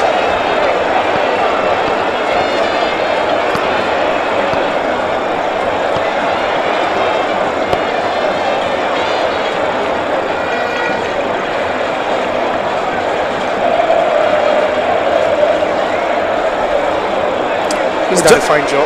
He's done a good job, decent job from the onset of the competition. They began by beating Kotoko Royals 1-0 in the preliminary stages. Followed it up with a 1-0 win against Wafa in Sogakope.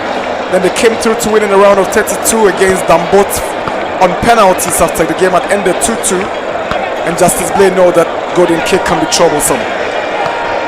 He's appreciating, their quality from the bench, and himself is a game changer. We've seen him do that from the DM position, centre back sometimes, and then also even at a right back position. So golden kick actually kicked out Hearts of Oak from the FA Cup, and they've held Kotoko 1-1 at half-time here at the University of Ghana Sports Stadium. The 2025 MTN FA Cup Finals heads into the break with golden kick 1, Asante Kotoko 1. Goals from Kwame Opoku and Bless Ege.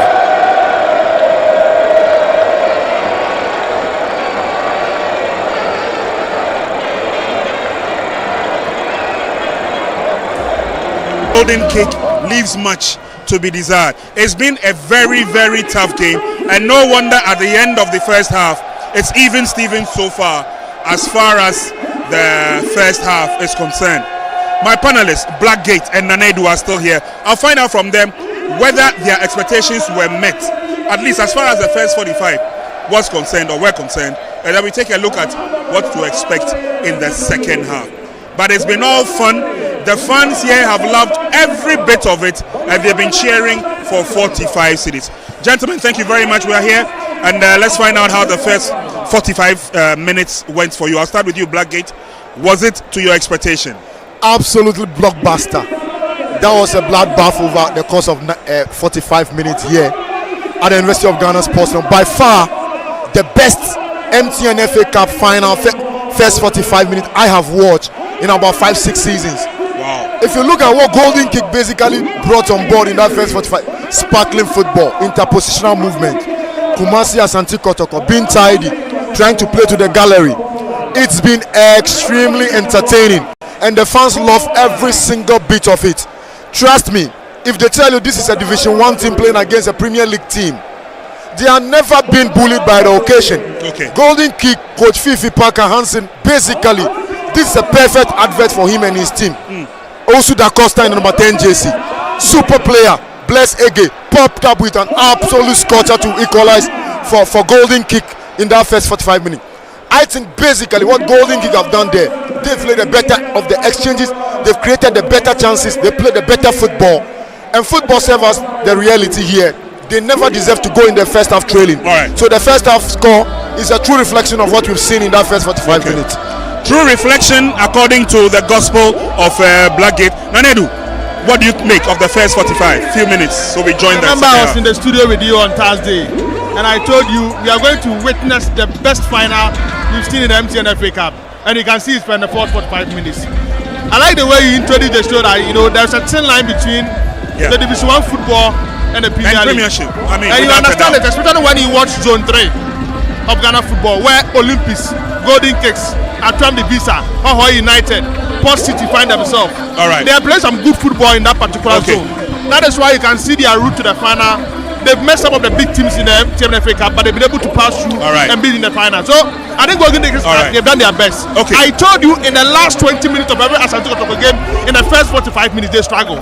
So I remember before we were going to the first half, I said it. All right. Kotoko will concede in the last 20 minutes of the first 45 minutes. And see it. All right. Let's revisit the first goal in the game.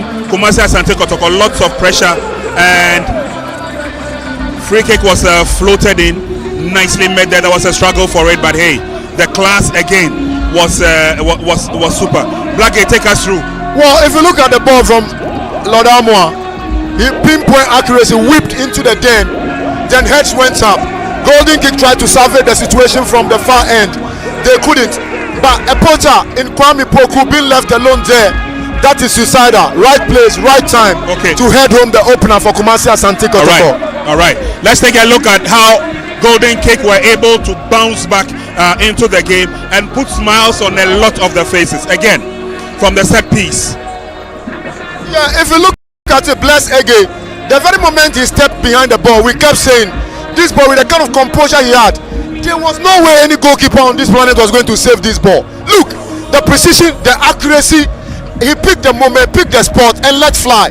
He knew exactly what he was doing. The execution was top notch, and that was a perfect befitting for the player. He has been by far the most sparkling player for Golden Kick in terms of the attacking permutations. Everything he touched in that attacking third paid off to premium.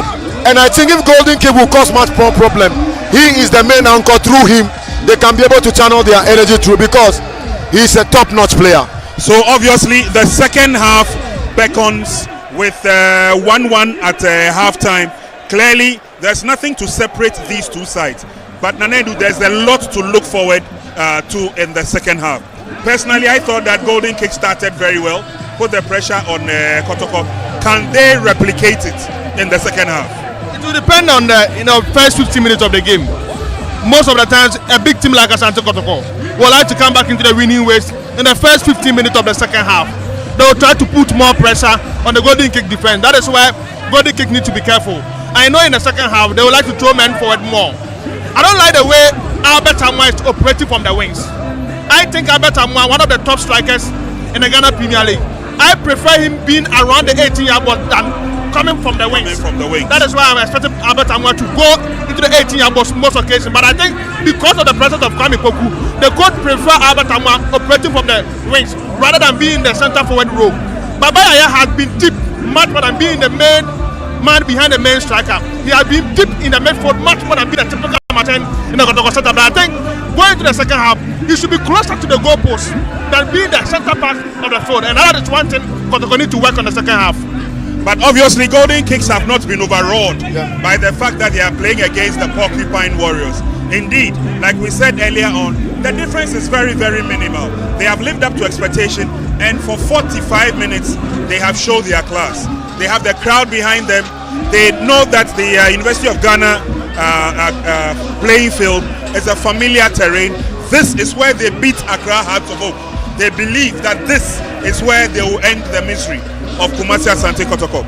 But like Coach Karim Zito said, it's all to play for. We'll share with you some of the stats on screen. Chunk of the possession. You look at the possession there. Golden Kick basically played the better football. 53%. 53%. Look at the chances created. And you can tell that in terms of the attacking play, they've had much more shots there. And for Kumasi Asante Kotoko, they have to look at themselves and they have to be very cautious because they are not treading properly. Because if Golden Kicks should take a lead in this game, it will be an awkward game for Kumasi Asante Kotoko. Kotoko needs to stick to the game plan, be disciplined, be resolute. Because if you look at Golden Kick, if you look at Edward Bentum, Abdullah Zakari, and Joshua Fuseni, the three main men anchoring the central midfield for them, their movement on and off the ball has been superb.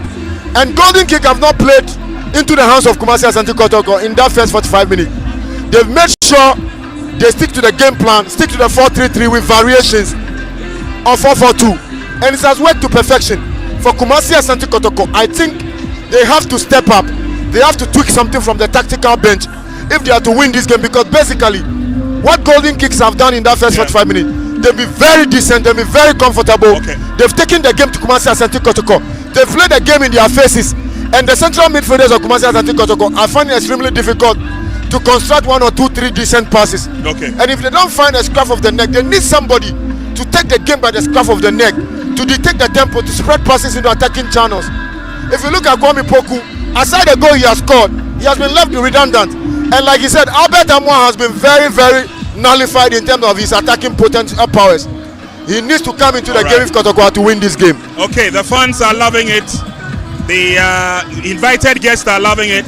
We are loving every bit of it here. Golden Kicks is showing that they are the revelation for this season.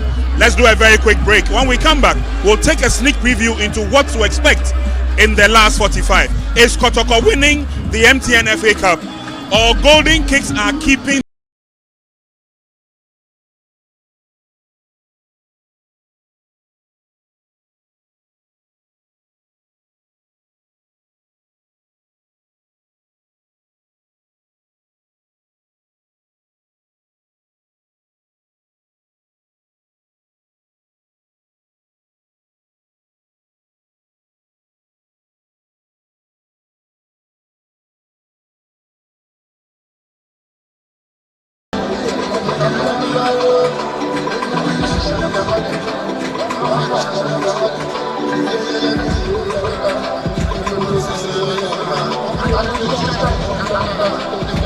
So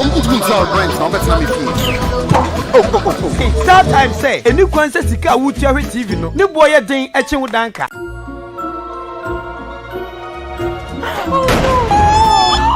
Oh, prepaid NASA. Any kwanse sika wuti ahwe TV no ne boy den eche electricity bills. Understand well, they keep that in. Dad, school fees. Any kwanse sika wuti ahwe TV no ne boy koye den eche my school fees. Start times there. Yet asie pa. Yen never pay TV a. Ye woni ja form emo bia timi hwere ni so ade. Enti obia timi hwebi. Ubetime ja nkwada nyina dia ma Start Time TV. Esan say enyema be man kwada ni achi wo suo de. Nyina wo Start Times. Ai Start Times ebe mo premium entertainment. Anyoma ye nikanika be ma ufie aye de. Dia koso wiase nyina. Ubenya bia hwe our Start Time so. Ai wunnim say uhia Start Time. Oh ne was so form me say any jeni de etu ontwa da. Start Times. Enjoy digital life.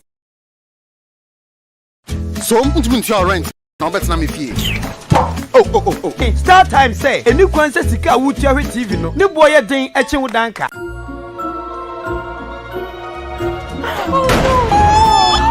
Oh, prepaid NASA. Any kwanse sika wutia hwe TV no. The boy ya de che electricity bills. Almost done well to keep that in. Dad, school fees. Any kwanse sika wutia hwe TV no. Ne bo kwa den che wo school fees. Star Times die. Yeti asie pa. Yen ne ba pay TV a. Ye wo ne ja form emo bia timi hwere ni so ade. Enti obia timi hwe bi. Ubetime ja nkwada nyina dia ma Star Time TV. Esan say enje ma bema nkwada ni achi na wosuo die. Ni nyina wo Star Times. Ai Star Times abema premium entertainment. Anoma ye nikanika bema ufie aye de. Dia kwaso wiase nyina. Ubenya bia hwe awo Star Times so. Ai wunnim say uhia Star Time. Oh ne was so form me say eni geni die etuo ntwa da. Star Times.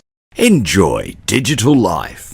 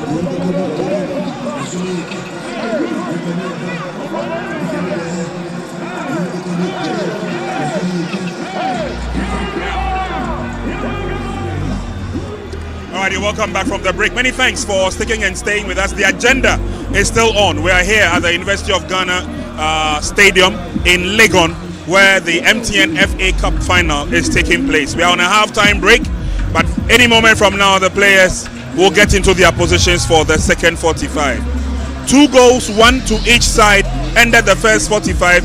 It's given us a clear idea of what to expect in the second half. But before we join the feed, let me find out from my two panelists if the status quo will remain, if the match will end in regulation time with a winner, or whether we will continue to go from there. Blackgate has been wonderful. It's been fun. But again, for me, the bottom line is that Golden Kings have showed clearly that they may be the underdogs, but Obia and Yobia. Yeah, the slogan Obia and Yobia, nobody be nobody. And if you look at how Golden Kings played in that first 45 minutes, they played a better football, created a better chances. It's just that Kumasi Asante Kotoko managed the game, but Kotoko cannot continue playing the way they are playing. They have to exert their superiority on this game. They have to show that they are the Premier League team. They have to play the better football, create the better chances, and force Golden Kick to buckle under pressure. Because if you look around the stadium, Golden Kick are really enjoying the ambience and they are playing for the fans. Okay. Their touches superb, their movement superb, game plan superb. Kotoko need to come to the party into the second half and show us exactly what they can do. Because if up to 70th minute Kotoko are not really playing the better football, then there will be problem. The game can be very awkward for Kotoko to deal with. I see. Nanedu, let me take your thoughts before we join the action. I think Kotoko should introduce Emmanuel Entry and of course Saka Dauda in the second half. I think Emmanuel Entry is one of the players who can hold on to the ball, identify where the movement of the strikers will move, and will pass them. I'm making those two changes. All right, let's join the action now in the second 45 minutes. It's Golden Kicks, Kumasi Asante Kotoko. We'll join you at full time. Second half underway here at the University of Ghana Sports Stadium. It's 1-1 between Golden Kick and Asante Kotoko. The Porcupines were the first to score through Kwame Opoku, but Golden Kick had other ideas. They controlled the tempo of the game and deservingly got the equalizer through Bless Ege, and they've since not looked back. Here's Zakaria Momuni. Adamu, what looked like a missed kick, is trying to get to somewhere positive. Here's the goal scorer Bless Ege. Now Bentum steps forward. That's a foul on Bentum by Baba Yaya. Seems they are just beginning from where they ended the first half. Golden Kick. They're quick to the second balls always. The 50-50 balls, the duels. It's always been in their favor, and that's how they've earned more possession than Kumasi Asante Kotoko.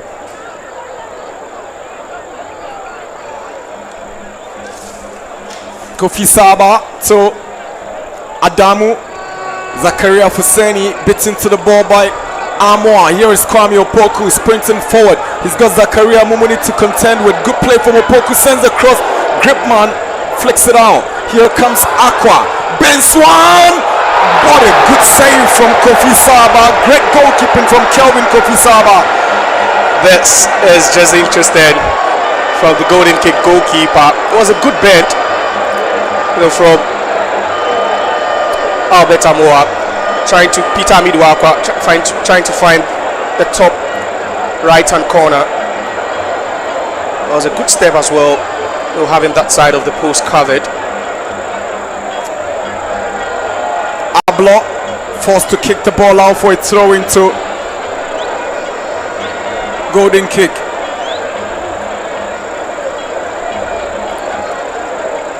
Edward Bentum takes it. Here is Da Costa Owusu.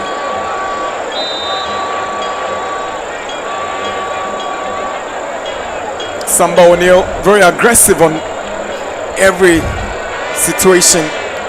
He always has the quality to hold on to the balls, and whenever he has the ball, I always say there's very little you can do to dispossess him. Very tricky as well.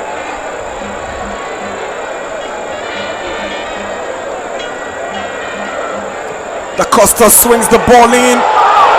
There's communication between Henry Ensu and Kamara nearly creating problems for the Porcupines in their own half.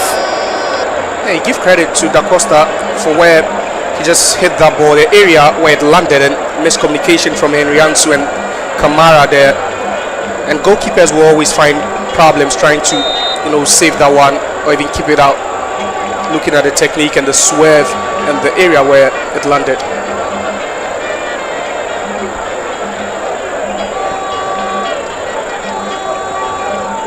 Bentum. Ablo returns it with a header. Opoku flicks it on. That is cleared by Adamu. Henry Ensu nearly gives the ball away, but what a reaction from Kamara. Fuseni should be scoring with that gifted opportunity. Yeah, he should be, but that was an outstretched leg from Fuseni, trying to just nick it past the unrushing Kamara. Perhaps if he was successful, he would have had an empty net to tap into. Again, the smell, those pockets of space. Just look at that. The idea was just clear there, but good shot stopping from Kamara. It's quite understandable why he keeps on keeping Frederick Asari on the bench. Yes, and if he keeps this way, he might end up being Kotoko's number 1 again next season. There are widespread reports Kotoko have signed Aziz Diary from Bichim United to provide competition, because it doesn't look like Asari will continue playing with them. His contract expires at the end of the month, and talks for a renewal have not been successful.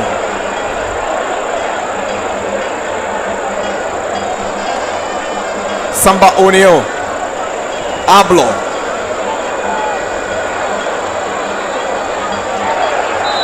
Opoku wins the foul for Kotoko. And that was a smart way to defend Gripman. They knew they had lost possession, so clearly they had to abstract Kwame Opoku from where he was trying to go to, and it looks like the quality has been their speed, the ability to hold on to the ball, golden kick. They do it so well. They've already achieved a giant feat at this venue, and they know what it takes to achieve that giant killing feat again. They kicked out Hearts of Oak on penalties after the game had ended in a draw. You can imagine what it would mean to them to beat the 2 most successful clubs in the history of the competition and route to winning it. That would be historic, talking about history. Kotoko are 9-time winners of the FA Cup. Hearts of Oak holds the record with the most FA Cup trophies, 12 for the Phobians. Kotoko have a man down, and it doesn't look like he's able to continue with the game again. Unfortunately for them, you talk about quality on the bench, and every single player on the Kotoko bench is a potential game changer. They could come on, and regardless of the position where you deploy them, they'll definitely get the job done for you. And that's why Karim Zito, looks a bit stoic on the touchline, because he believes he's got so much quality. Intimenu is asking to be taken off. So on the bench for Kotoko, Michael Chejamina, who played alongside Intimenu during their days at Wafa, can step in as a like-for-like replacement. Emmanuel Entry can come in, and the shape of the team would have to be tweaked a bit to accommodate him. And one of the things we are not looking at is that partnership with Samba in the heart of midfield, and whoever comes in would have to try and adapt quickly. Zakari Fuseni,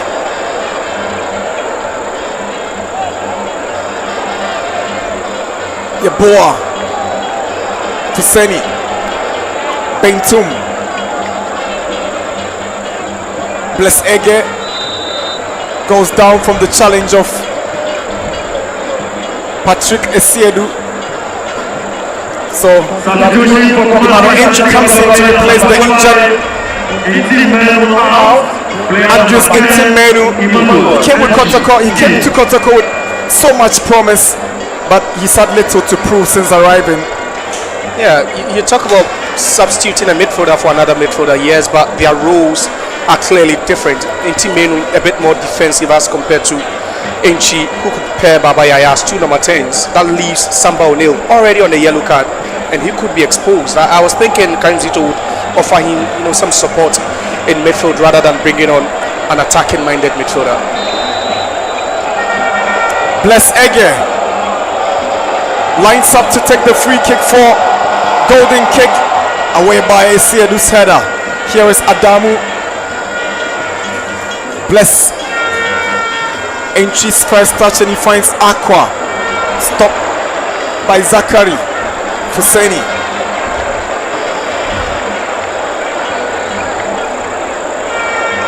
Clearly, we are not seeing a Division 1 side in this game. It looks like, the quality, it looks like the experience is at par, despite the fact that you have one Premier League club playing against a Division 1 club. I tell you what, you just can't see the disparity here.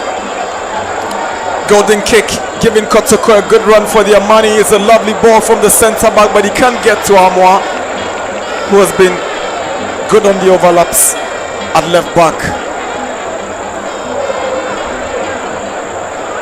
It's been a fairy tale run for Golden Kick.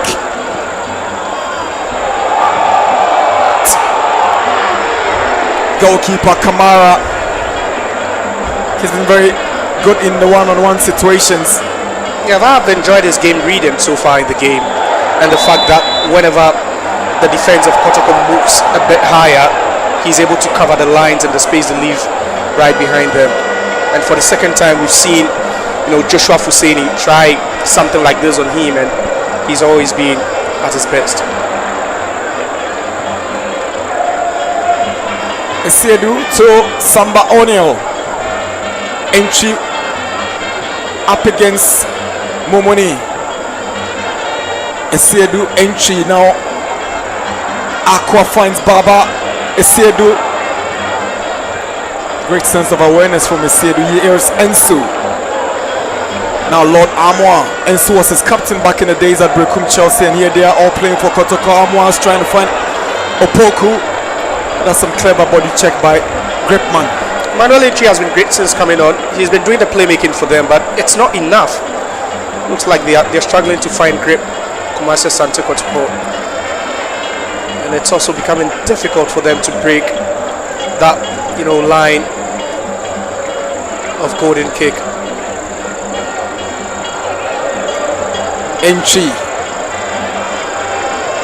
Here is Amoa. He's got so much space in front of him, but he comes back in the middle for Entry. Entry's eye for pass is awesome, but Bentum steps up. He gives it away to Aqua. Opoku, the flag goes up and is offside against Kwame Opoku. And that's huge relief for Edward Bentum. He nearly made a mistake, and let's look at that. Again, the flag going up a bit too early, if you should ask me. That's what you get when you go direct, and it's always nice to see Kumasi Asante Kotoko going a bit direct whenever they have the ball.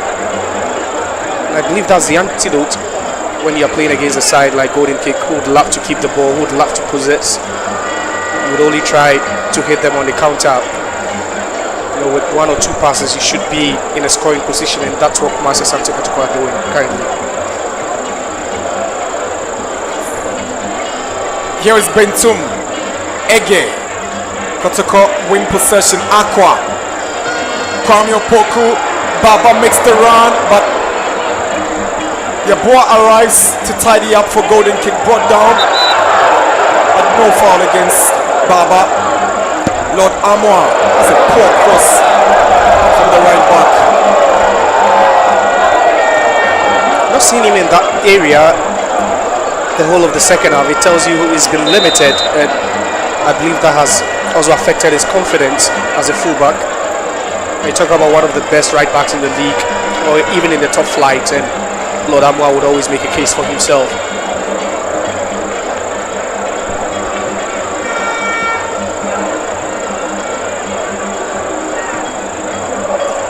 Mate Ahmed. Zakaria Momoni to Paul Yeboah. He's got the confidence to search forward. That's poor control from Mate Ahmed. Daniela Mate, Black Stars defender, together with the Black Stars goalkeepers trainer for Tao Dauda in the VIP stands observing proceedings. That's where they are dangerous, when Kumasi Asante Kotoko are not pressing and they have room, and you can see the confidence oozing from every touch. Bless Ege. This is scramble for the ball, but it's cleverly taken away by Entry. In the meantime, Golden Kick have a player down. Bless Ege. Referee has halted play. Kotoko will have to be very, very careful. Patrick Atsied was late on that occasion, but then upsteps his defender to help him up block. That's so well in the scaffold there. You would have to be pressing. You just can't, allow them room to beat the first two lines. You need to press, and that's what I'm not seeing Kumasi Asante Kotoko do. You have Kwame Opoku up front. There's Peter Midwakwa as well.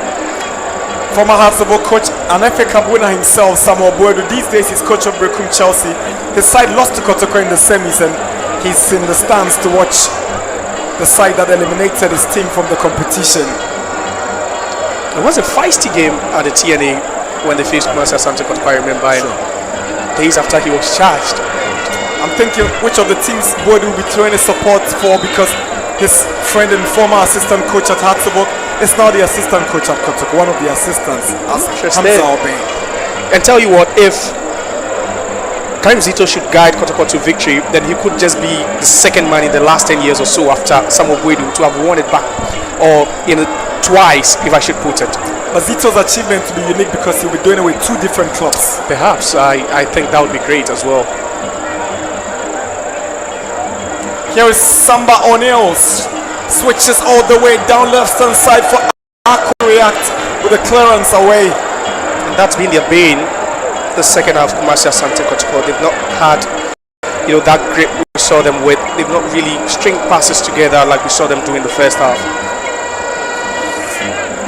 I remember when they lost their last Premier League game to Vision FC by 3-1, Zito said it was a wake-up call for them ahead of the FA Cup, and here they are struggling to cut golden kick to size.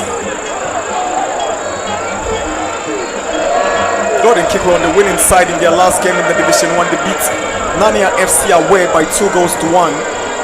Goals scored by Zakaria Mumuni and Joshua Fuseni, and that gave them huge confidence coming into this game. Exactly, and also knowing that they play similar to what Vision does. They have a similar style of play with Vision, so definitely they'll be taking some, motivation and inspiration for that. The foul against Emmanuel Entry.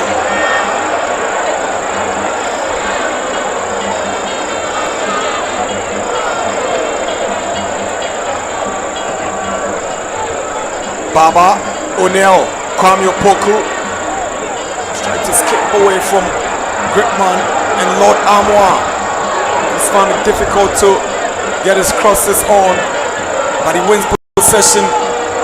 Bends one in, takes a ricochet of Adamu. Here is Baba, he's trying to pick out Aqua. Aqua controlled, but good track back from Bless Ege. Yeah, Lord Armour, he's really struggling to put in those crosses.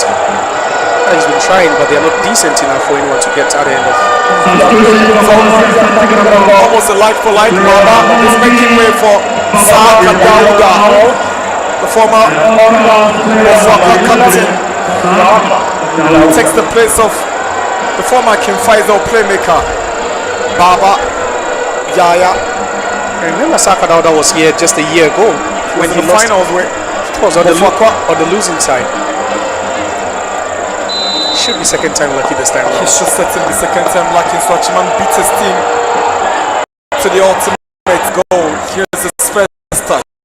He's got a pass from Entry, sends in a cross away by Adamu.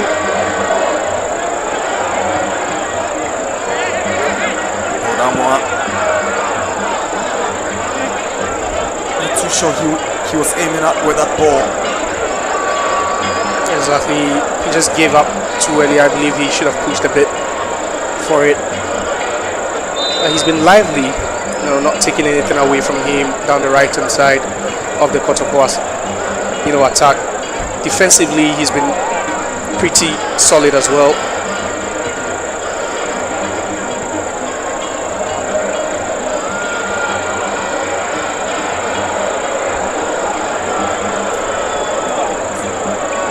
Zakaria Mumuni have stepped up his game really well in this second half. You look at this team, you talk about Roland, you talk about experience for a Division 1 side, and I believe he has it. With the stints for top clubs, Indiana. So I think he's a real leader on the side. Start time say. Samba O'Neill, Aqua, he's been very lively in the second half. Here comes Albert Armour, he's been quiet. But that's what to pick out Aqua. Great. Electricity bills. That was done well to keep that in.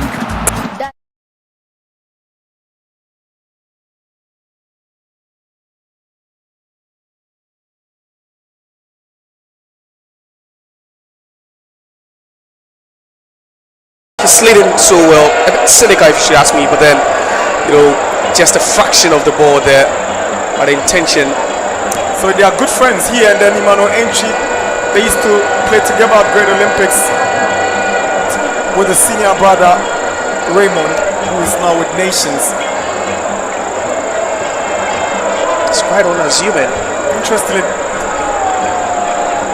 both of them are centre backs, twin centre backs.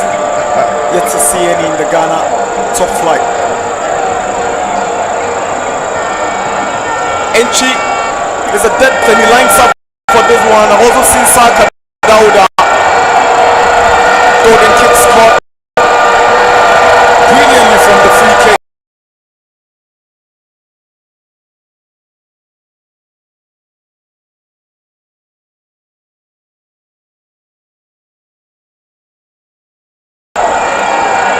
Entry kills one to the near post. It's headed away by Paul Yeboah.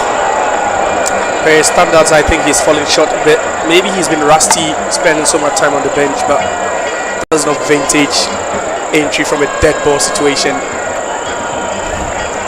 So I'm going to our brains now. That's not me. Start time say, a new princess to go with your TV. You boy a day at your dance. So we take in Entry. Oh, prepared NASA. A new princess to go with your TV. You boy a day to let you build. Kicks. There was a bit of simulation on the part of Entry. Certainly, and I agree with them. That should have been a yellow card because no touch at all, no contact whatsoever. Entry just going down all by himself. Referee lenient over there, if you should ask me. He's been very, very lenient with Emmanuel Entry. Ablo. Opoku. Beaten in the air by the diminutive Fuseni. Yellow card for Ablo.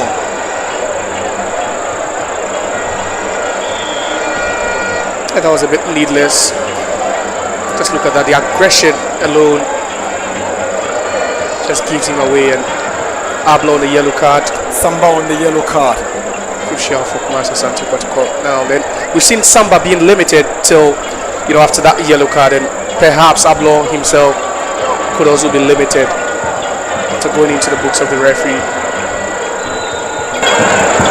Bentum's ball looking for Bless Ege.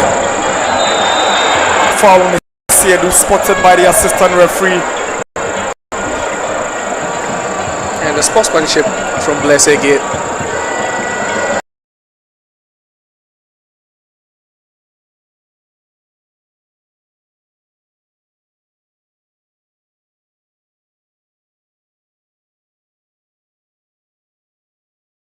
Kamara delivers, aiming at Saka Dauda.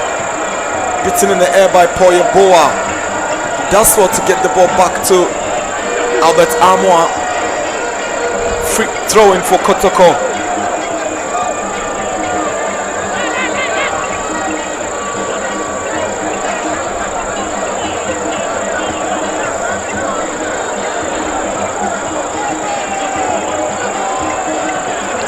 Amoa's header not good enough, but rescued by Kelvin.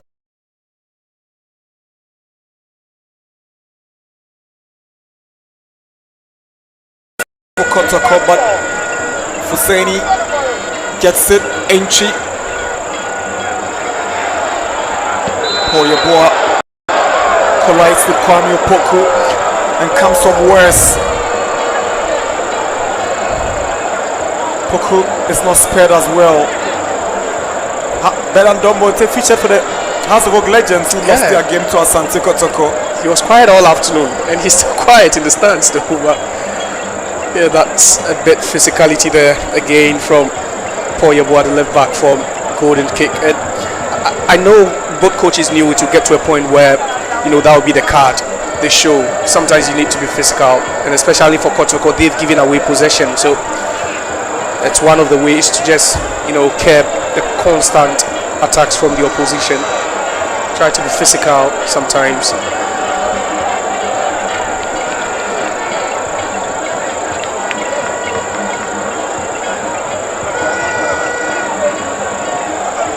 Free kick for Kotoko. Patrick Esedu has shown interest. I've seen Albert Amwa, Henry Ensu. All of them have got what it takes, but it will be Esedu. He leaves it, and Ensu goes with a power drive, but took a deflection on the way. It's a corner. That was a wicked one. Goalkeeper Saba had no chance at all. I was wondering where Emmanuel Inchu were at that point, because that's his territory. But that was a good hit.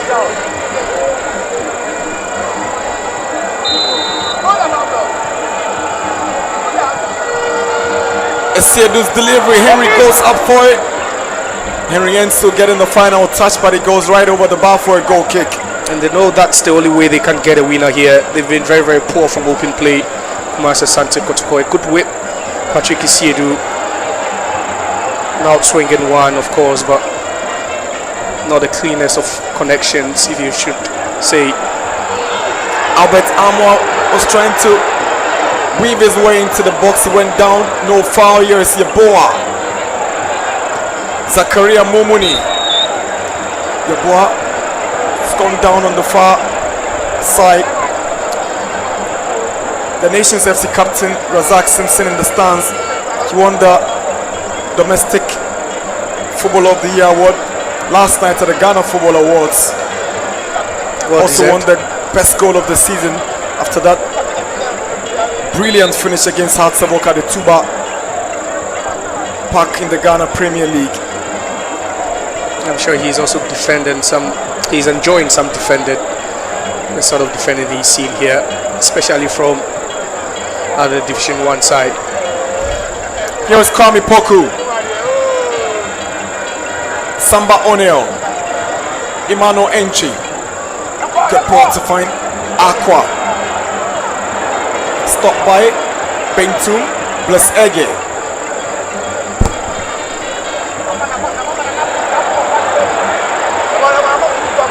Ensu has played with some wonderful composure alongside Ablo. Samba Oneo is trying to pick out Saka Dauda. It's a throw in for Kotoko. We spoke about that in team entry substitution not being like for like, but you see the quality entry has brought to this Kotoko side. At least he's holding on to the ball, he's just spraying the passes and just finding men in open spaces.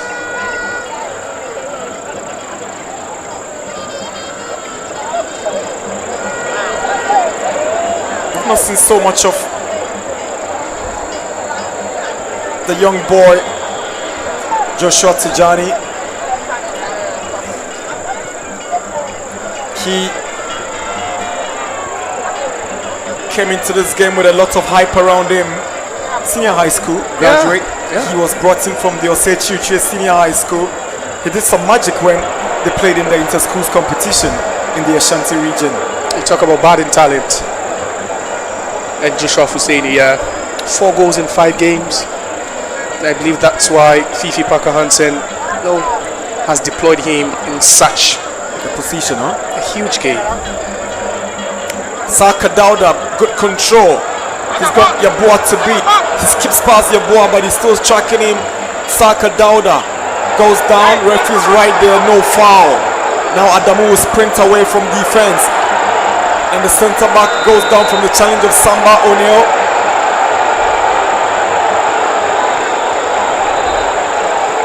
Then that was the centre back just relieving. So that was Henry Ensu, that clumsy challenge. Unfortunately, he gets the mercy of the referee, but then that run from a centre back, quite unusual, especially looking at the position he plays. But sometimes you need that, at least, to just relieve you of some pressure. And I'm not surprised a yellow card has been flashed. So Henry Ensu, Samba O'Neill, Joseph Ablo, all of the Kotoko backline, with the exception of the wing backs, are all on the yellow. Exactly. Not good news for Karim Zito, but it doesn't look he's eager to substitute any of them, looking at what they also bring to the table. Justice Blay remains the only option on the bench to occupy those spaces. Mate Ahmed has given away possession. Enchi trying to pick out Albert Amwa. I'm thinking the pass went too early, and Gripman will mop up for a golden kick.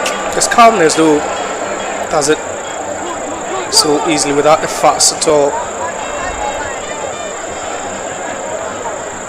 Da Costa Owusu is coming to the foul. Free kick for Kotoko. That was a free kick. He had the ball under control. But in Samba, and the tussle over there, it could have been anyone's foul at all. You understand the discretion of the referee always is final then.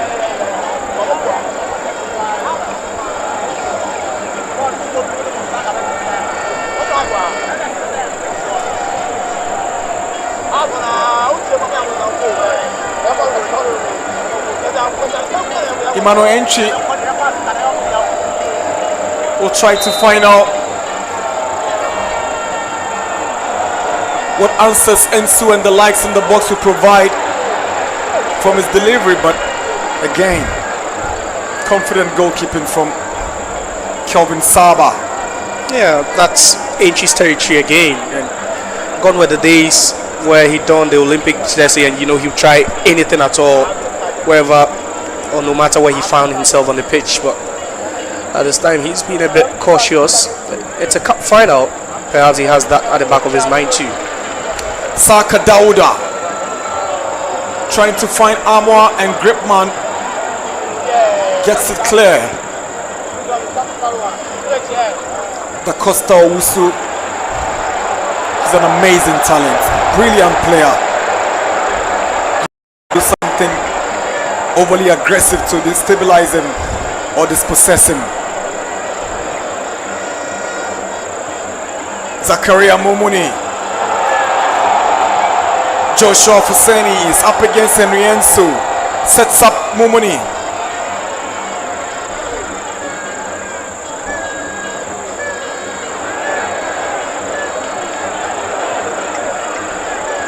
Golden kick. This time they lose possession. Now Saka Dauda. Enchi. Aqua. It looked like a handball. It was a handball.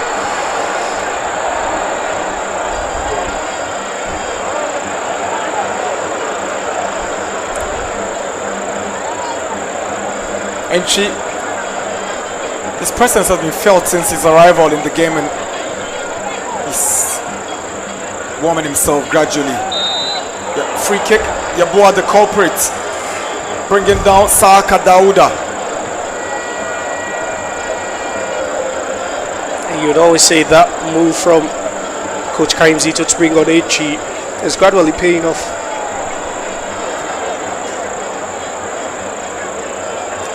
Bentum brings down Aqua, free kick.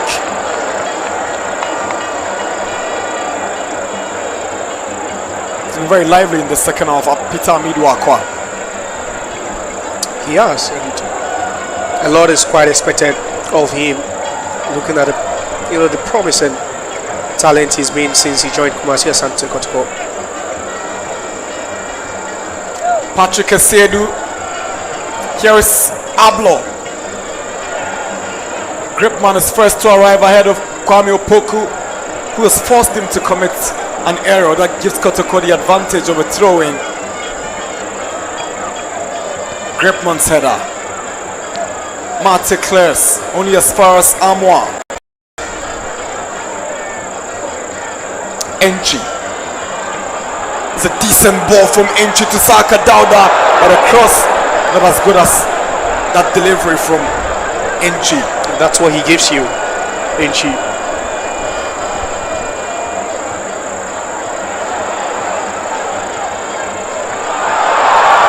Emmanuel Enchi.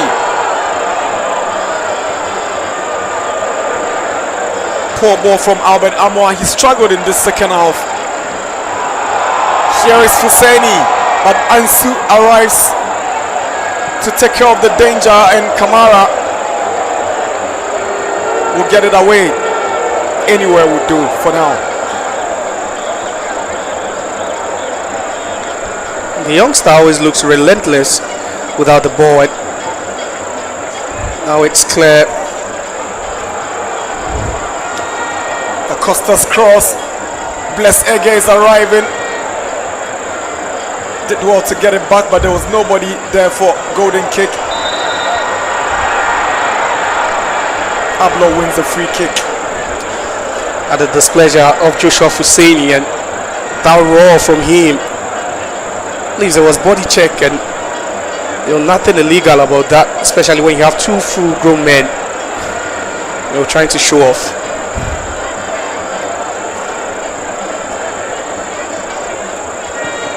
Kamara slips after taking that free kick. He's yet to get into his goal.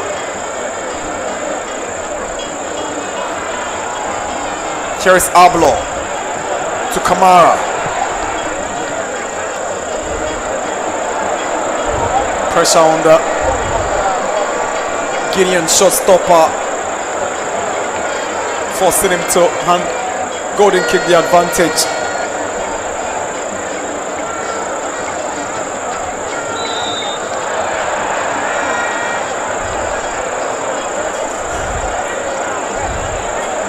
I think we could talk about Da Costa, Owusu, Abdullahi Zakariba, Bless Ege. You put that goal aside, and he's been marvelous for golden kick this afternoon or this evening. Kamara's ball in, headed down by Edward Bentum.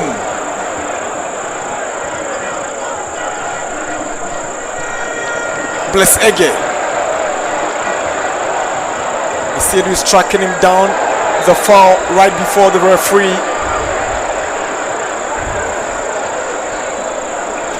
And Bless Ege, just talking about him, and after scoring that lovely free kick, it looks like that's not the only skill he has in his arsenal. Talking about dead ball situations, he's also good on the ball. He drives it very well, and his wing play is also top notch. Great man to Da Costa. Ege flicks it at the expense of Ablo.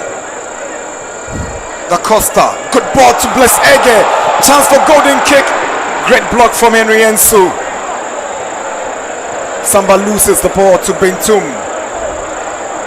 Bentum with a long cross looking for Joshua Husseini.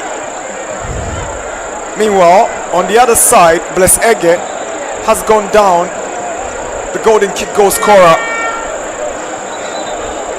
Perhaps he might have put a muzzle up.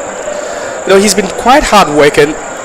He's been bullish sometimes when he has to, especially when he needs to fight his way through the Kotoko defense, and I hope he gets to continue. Fifi Parker Hansen would hope that he continue, because he's been lively on the right hand side of attack for golden kick.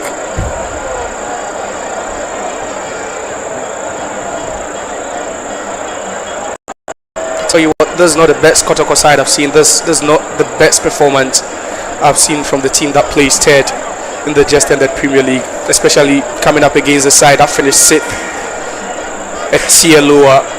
You'd be expecting more from Kumasi Asante Kotoko.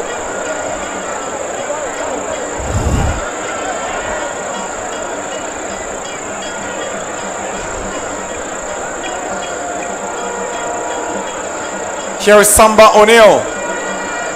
He's been very calm in the second half, obviously, because of the yellow card he picked up.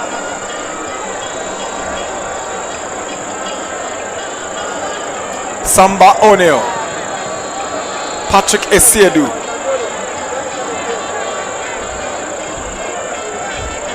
He's had a sterling season with Kotoko in his first year at the club.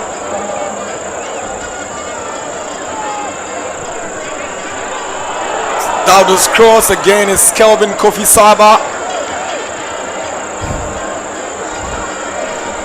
Aqua, Samba O'Neill, Esiedu to Enchi. Good 1-2 between the Kotoko players. Enchi will switch direction to Ensu. He finds now Samba O'Neill. It's a flick from Amwa. Now Kwame Opoku wants to go all by himself. Here is Aqua! What a miss! This should be going in from Peter Amidu Aqua. So close! His mouth will close. And just look at the reaction from the Kotoko winger. And that should have been 2-1. Good job done there over there by Kwame Opoku to just, release him on the left-hand side. He opens himself up a bit, trying to go with that technique, and credit to Saba also for making himself big to narrow that angle. But that was good job done by Kwame Opoku over there. And just look at that. The positioning of the goalkeeper making it difficult to find the right angle there. The youngster should be scoring. He has no excuses.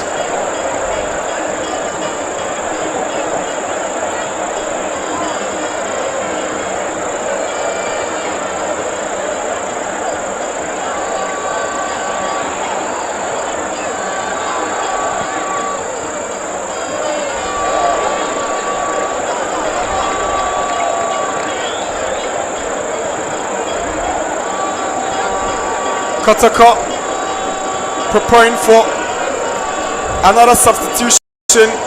It might just be over for Peter Amidu Aqua after that missed opportunity. Likely to be replaced by Samson Eduku. He also plays from the wings.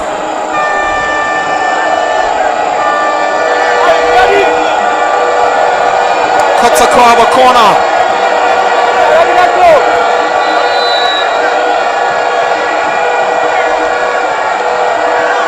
Amwa swings in across. Ensu is beaten to it by Adamu, and it falls back to Lord Amwa. Here is Lord Amwa, goes past his marker, trying to set up Opoku. Here is Kwame Opoku and Joseph Ablo. How did he miss? The centre back popped up and found himself in the right spot, but that finish, you're thinking it should have fallen to a striker. The chances are falling to them. Been too miscue in that. And Ablo in a very, very good position to have put in Kotoko. It's a more clinical finisher than Amidu Aqua. He scored double figures the season Tamale City got relegated from the top flight. Timely clearance from Patrick Esiedu. Husseini was just lurking around to take advantage. That's what he does. Always playing, over the shoulders of defenders. Flag is out to saying he's offside.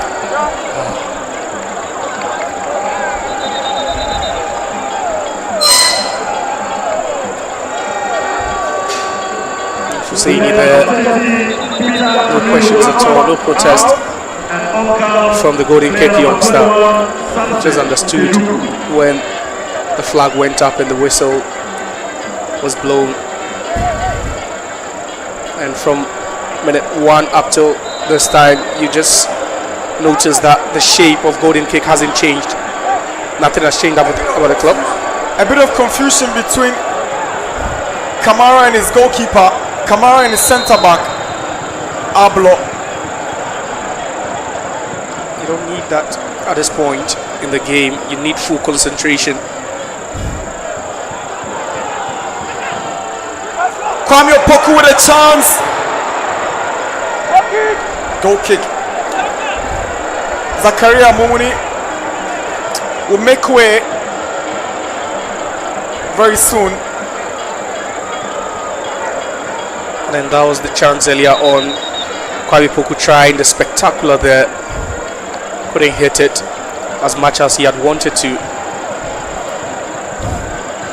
Adumba Kofi Anina J will come in to replace Zakaria Momuni. He's paid his dues. Former West African Football Academy star. He went on to play for AS Vita Club in DRC, returned to play for Aduana, and now he's playing in the lower tier for Golden Cake.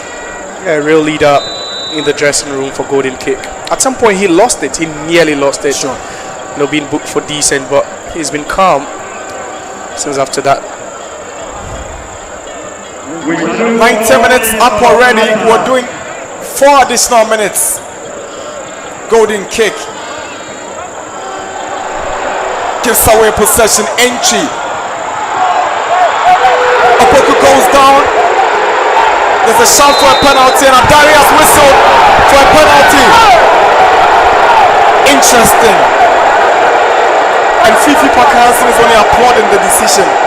But this is a controversial call. Controversial, could make the headlines as early as tomorrow morning. Trust me, if this should stand.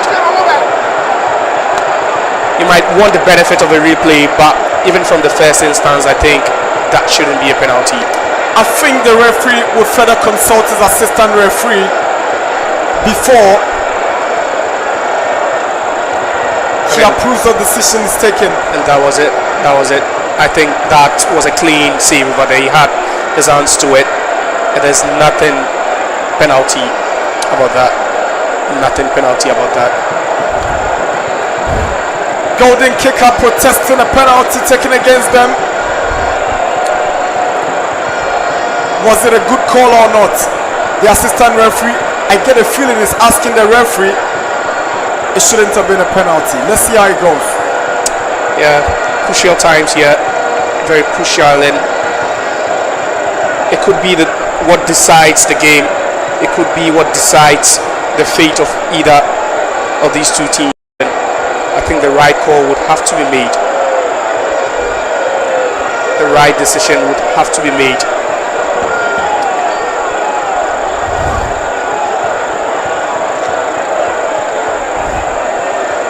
You can hardly pinpoint what the communication has been, but then it's clear. We have the benefit of the replay again, and the goalkeeper just goes down on time, has a hand to it, and then recovers again. And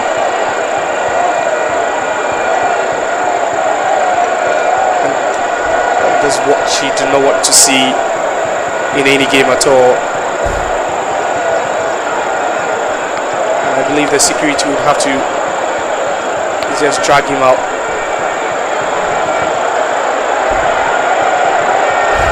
But the referee has a decision to make. A fan of golden kick has gone onto the pitch, but he's been chased away by the security.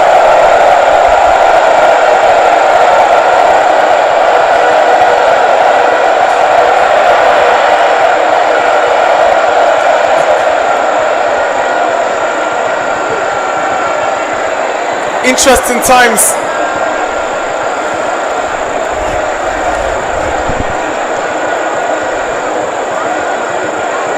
Yeah, he looks certain. Quite confident about the decision he's taken. Perhaps he might not have the benefit of a replay, and that's one of the most difficult jobs of a referee. Split-second decisions you have to take, but then also these decisions could go on to either impact or affect. So the decision will stand. Asin Ablo heading towards the golden kick goal. What exactly is he going to do? To shake the net? Wondering if that can get a penalty in it.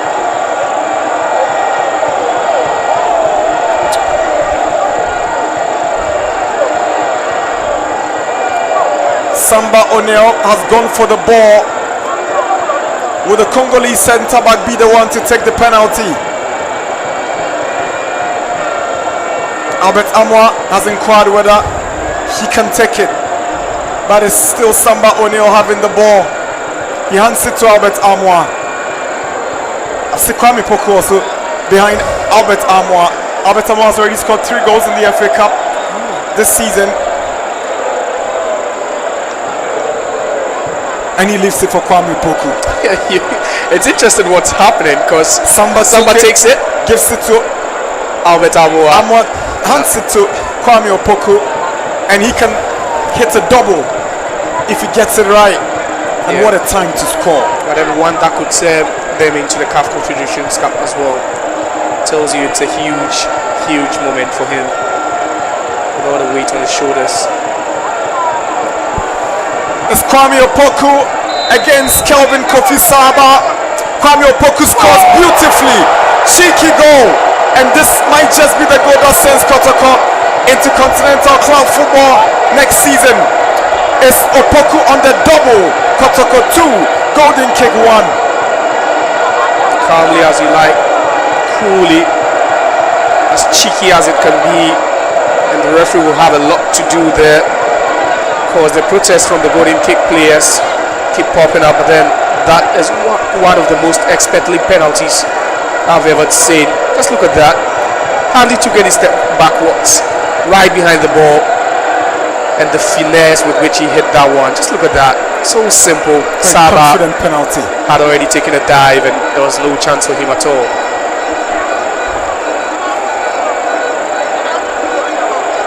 Opoku actually threw his jersey into the stand. He had to be picked up for him. He's fortunate he had it in less than a minute.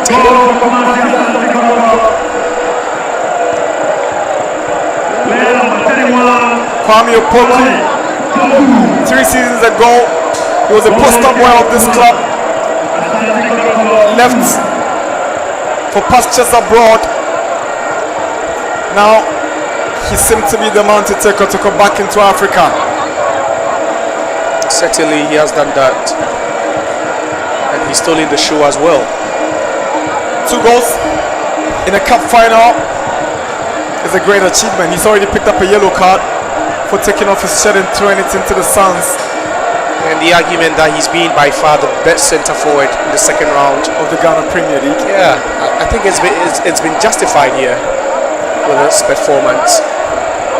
One of those performances that caught the attention of the Black Stars coaches who invited him for the Unity Cup in London. Yeah, didn't quite have a good game against Nigeria, but he's shown his quality today. Yeah, and you've been thinking with this, Otuado will still have him in his good books. Golden kicker not giving up. Da Costa. Here is Da Costa. Goes down just around the Kotoko 18, but it won't count. Gripman. Opoku. Amwa. Brought down cynically by Abdullahi Zakaria. Abdullahi Zakari. You wonder what he was trying over there. Yeah, you can impede a player, but this was pushing clearly. Going to the back of our too aggressive on the part of the golden kick player. Signs of frustration, I guess. Yeah, I agree with you, Les. But he's a fine player. He's been so good today. But despite his diminutive figure, very solid on the ball. Has an eye for a good pass as well. Patrick Esiedu to take the free kick. Esiedu swings one in. Opoku flicks it. And it's a goal kick. Patrick Esiedu with a very good delivery from that left hand side. I was telling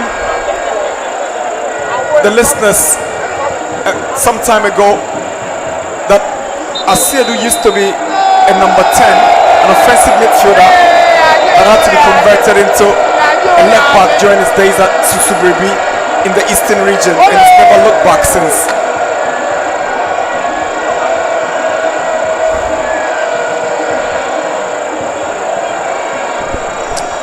It's over at the University of Ghana Sports Stadium.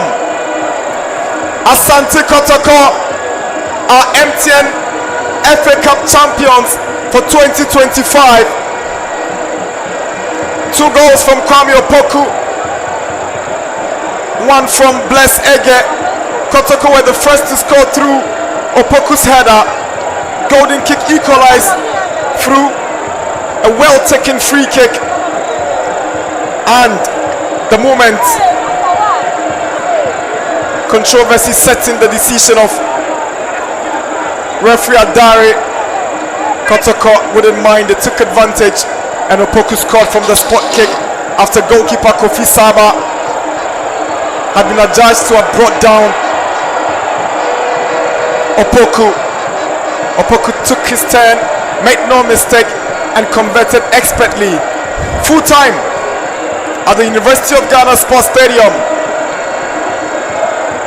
Asante Kotoko are FA Cup champions. It's golden kick 1, Asante Kotoko 2. Yeah, good game. nonetheless, we've been served some very, very lovely football here this evening.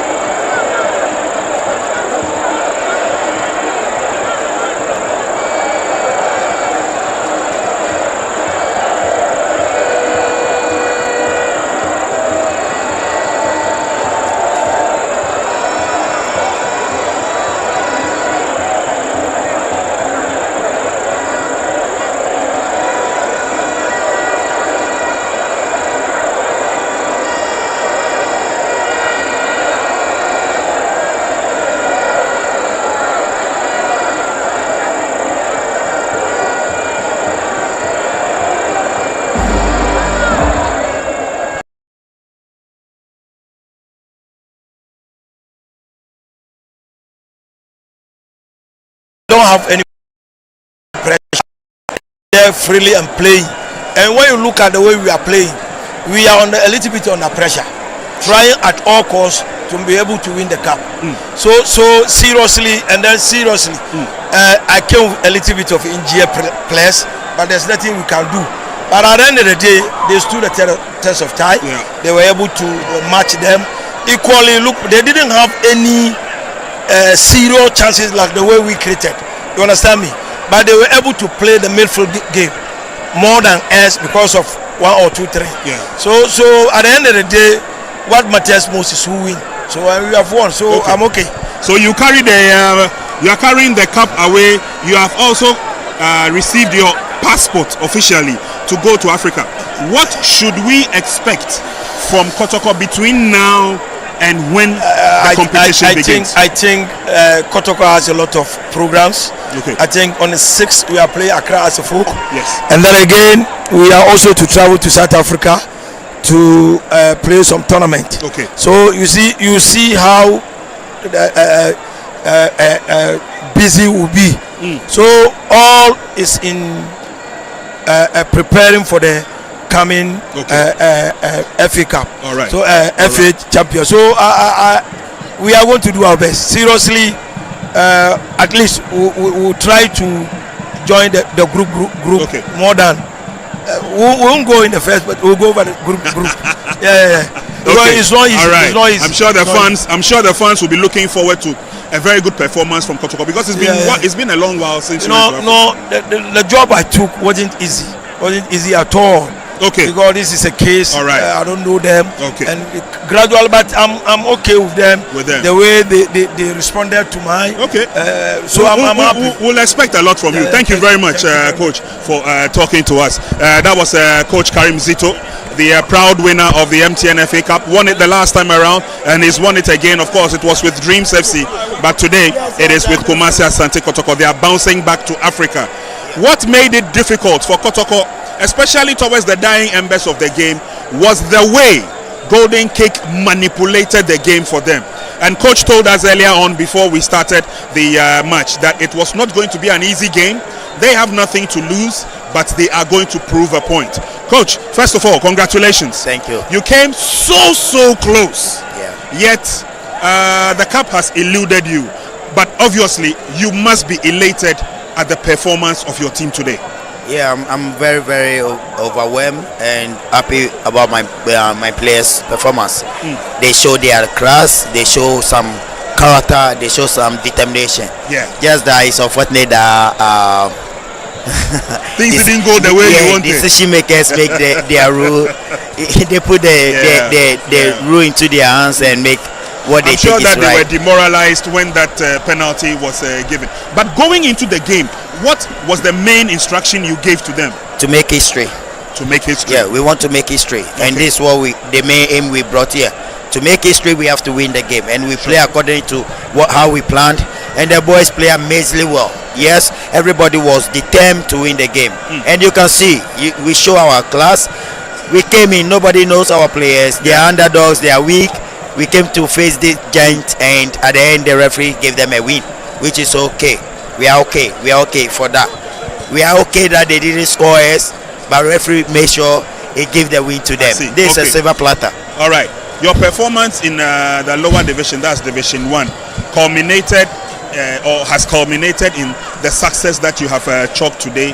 You've gone all the way to the MTN FA Cup final. What does this mean for the team? How will this motivate yourself and your team, especially playing in Division 1? Yeah, it's a big motivation. It's extremely. Words cannot explain these things. It's a lifetime opportunity to reach the MTN FA Cup final. Who knows whether we will get there or not? But yes, as far as we are doing the work, we'll definitely aim to get there again. That's how we work. Yes, and our testament clearly shows that yes, we work hard to get here, and the performance we put up, the same thing we put up in the Division 1 league. We play good football. That's our identity. We don't kick the ball anyhow. We make sure we keep the ball. We put up from defense, and we make sure we frustrate our opponent from finding their rhythm. And these are the things that help us to excel. Yeah. I see. All right. So it's done and dusted, the MTN FA Cup. Obviously, you also have to map up a strategy to finish well in the Premiership. But again, we'll be looking forward to seeing a lot more of Golden Kicks. Because, Coach, I can tell you, the crowd you saw here today, 90% of them were supporting Golden Kicks. You play some very good football, and you've got some very good individual players as well. So there's a lot to look forward to from your team, Golden Kicks. Would you say that? Yeah. I know the supporters.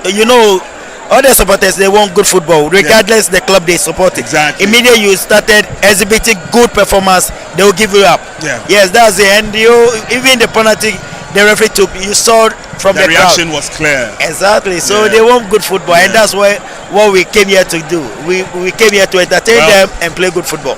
So the future is bright for us. We will make sure we'll go back, work again, and find our way here again.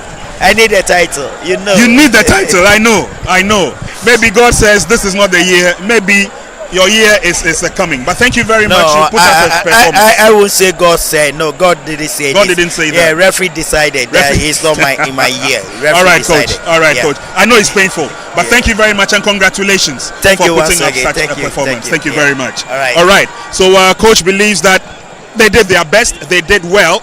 And like I was telling him, many of the fans who came to watch the game were applauding Golden Cakes throughout the game. It's just sad and unfortunate that they had to succumb to a penalty kick towards the dying.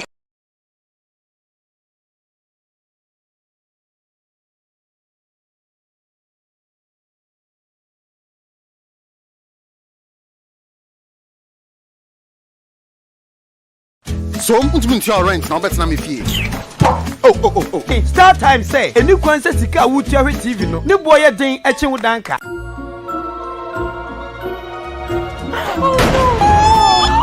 Oh, prepaid NASA.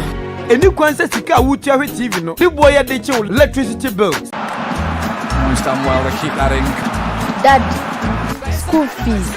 Eni kwan se sika wutua hwe TV no. Ne boy ko ye den eche wo my school fees. Star times die. Yeti ase pa. Yen ne ba pay TV a. Ye bo ne ja fom emo bia timi hwere ni so ade. Enti obia timi hwe bi. Obetime ja nkwada nyina dia ma Star time TV. Esan se, entie ma bema nkwada ni achi. Ne wo suo die. Ni nyina wo Star times. Ai, Star times. Ebe mo premium entertainment. Anyoma ye nikanika bema wo fie. Aye de. Dia kwaso wiase nyina. Obenya bia hwe. Our Star time so. Ai, wouldn't say, we hear Star time. Oh, they was so tough for me say, and you dear, a true chada. Star Times.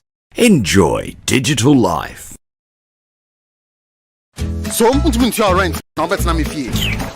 Oh. Star time. Couple of years now, and I think for Golden Kick and Fifi Parker, they should beat their chest and hold it high.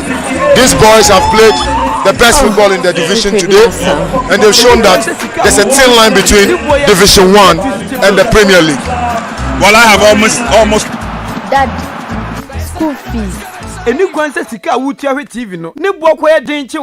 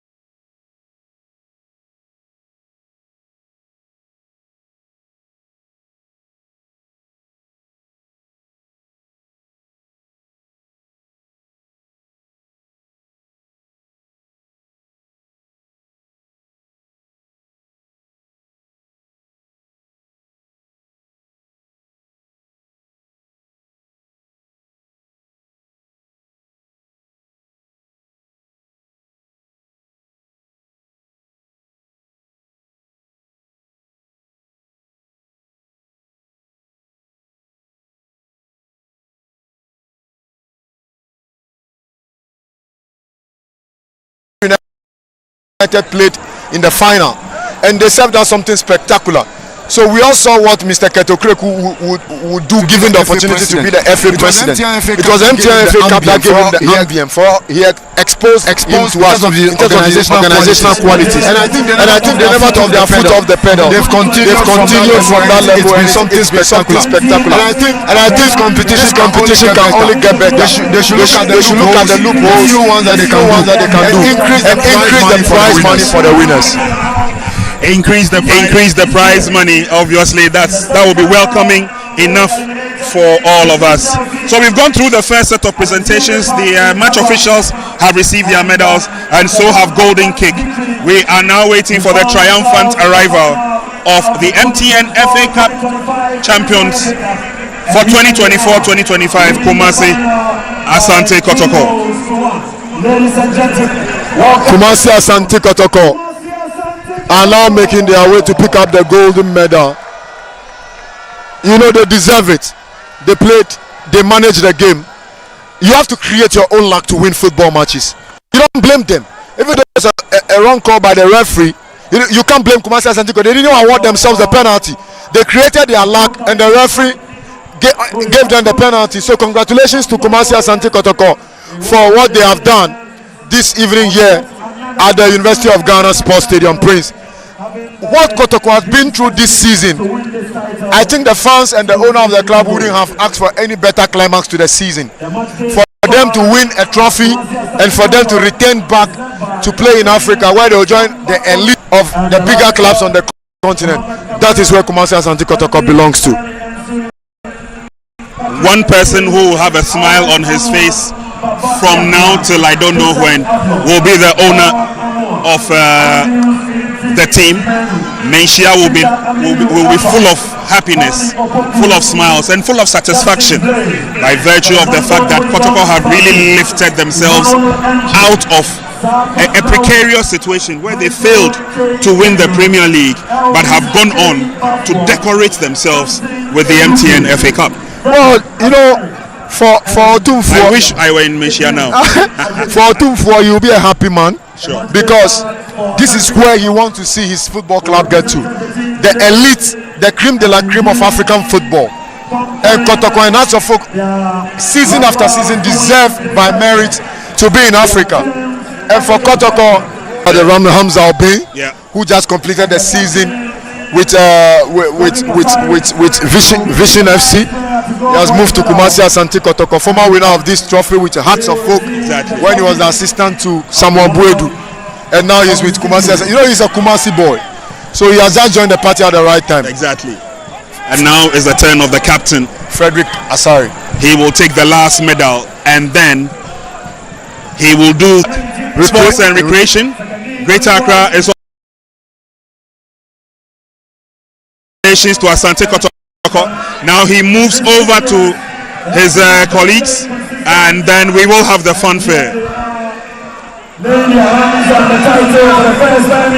So, ladies and gentlemen, the FA Cup champion Kumasi Asante Kotoko. Wow, Kumasi Asante Kotoko. A perfect ending to Kumasi Asante Kotoko. This is beautiful. They are enjoying the moment. It's glittering. It's sparkling.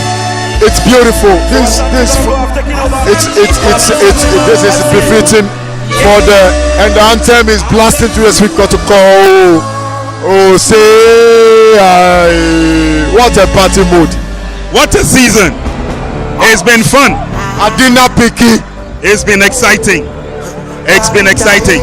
If there's one person who can tell the story very well, it's this young man next to me. The boy has been following the game from all levels. The boy in Komokakra.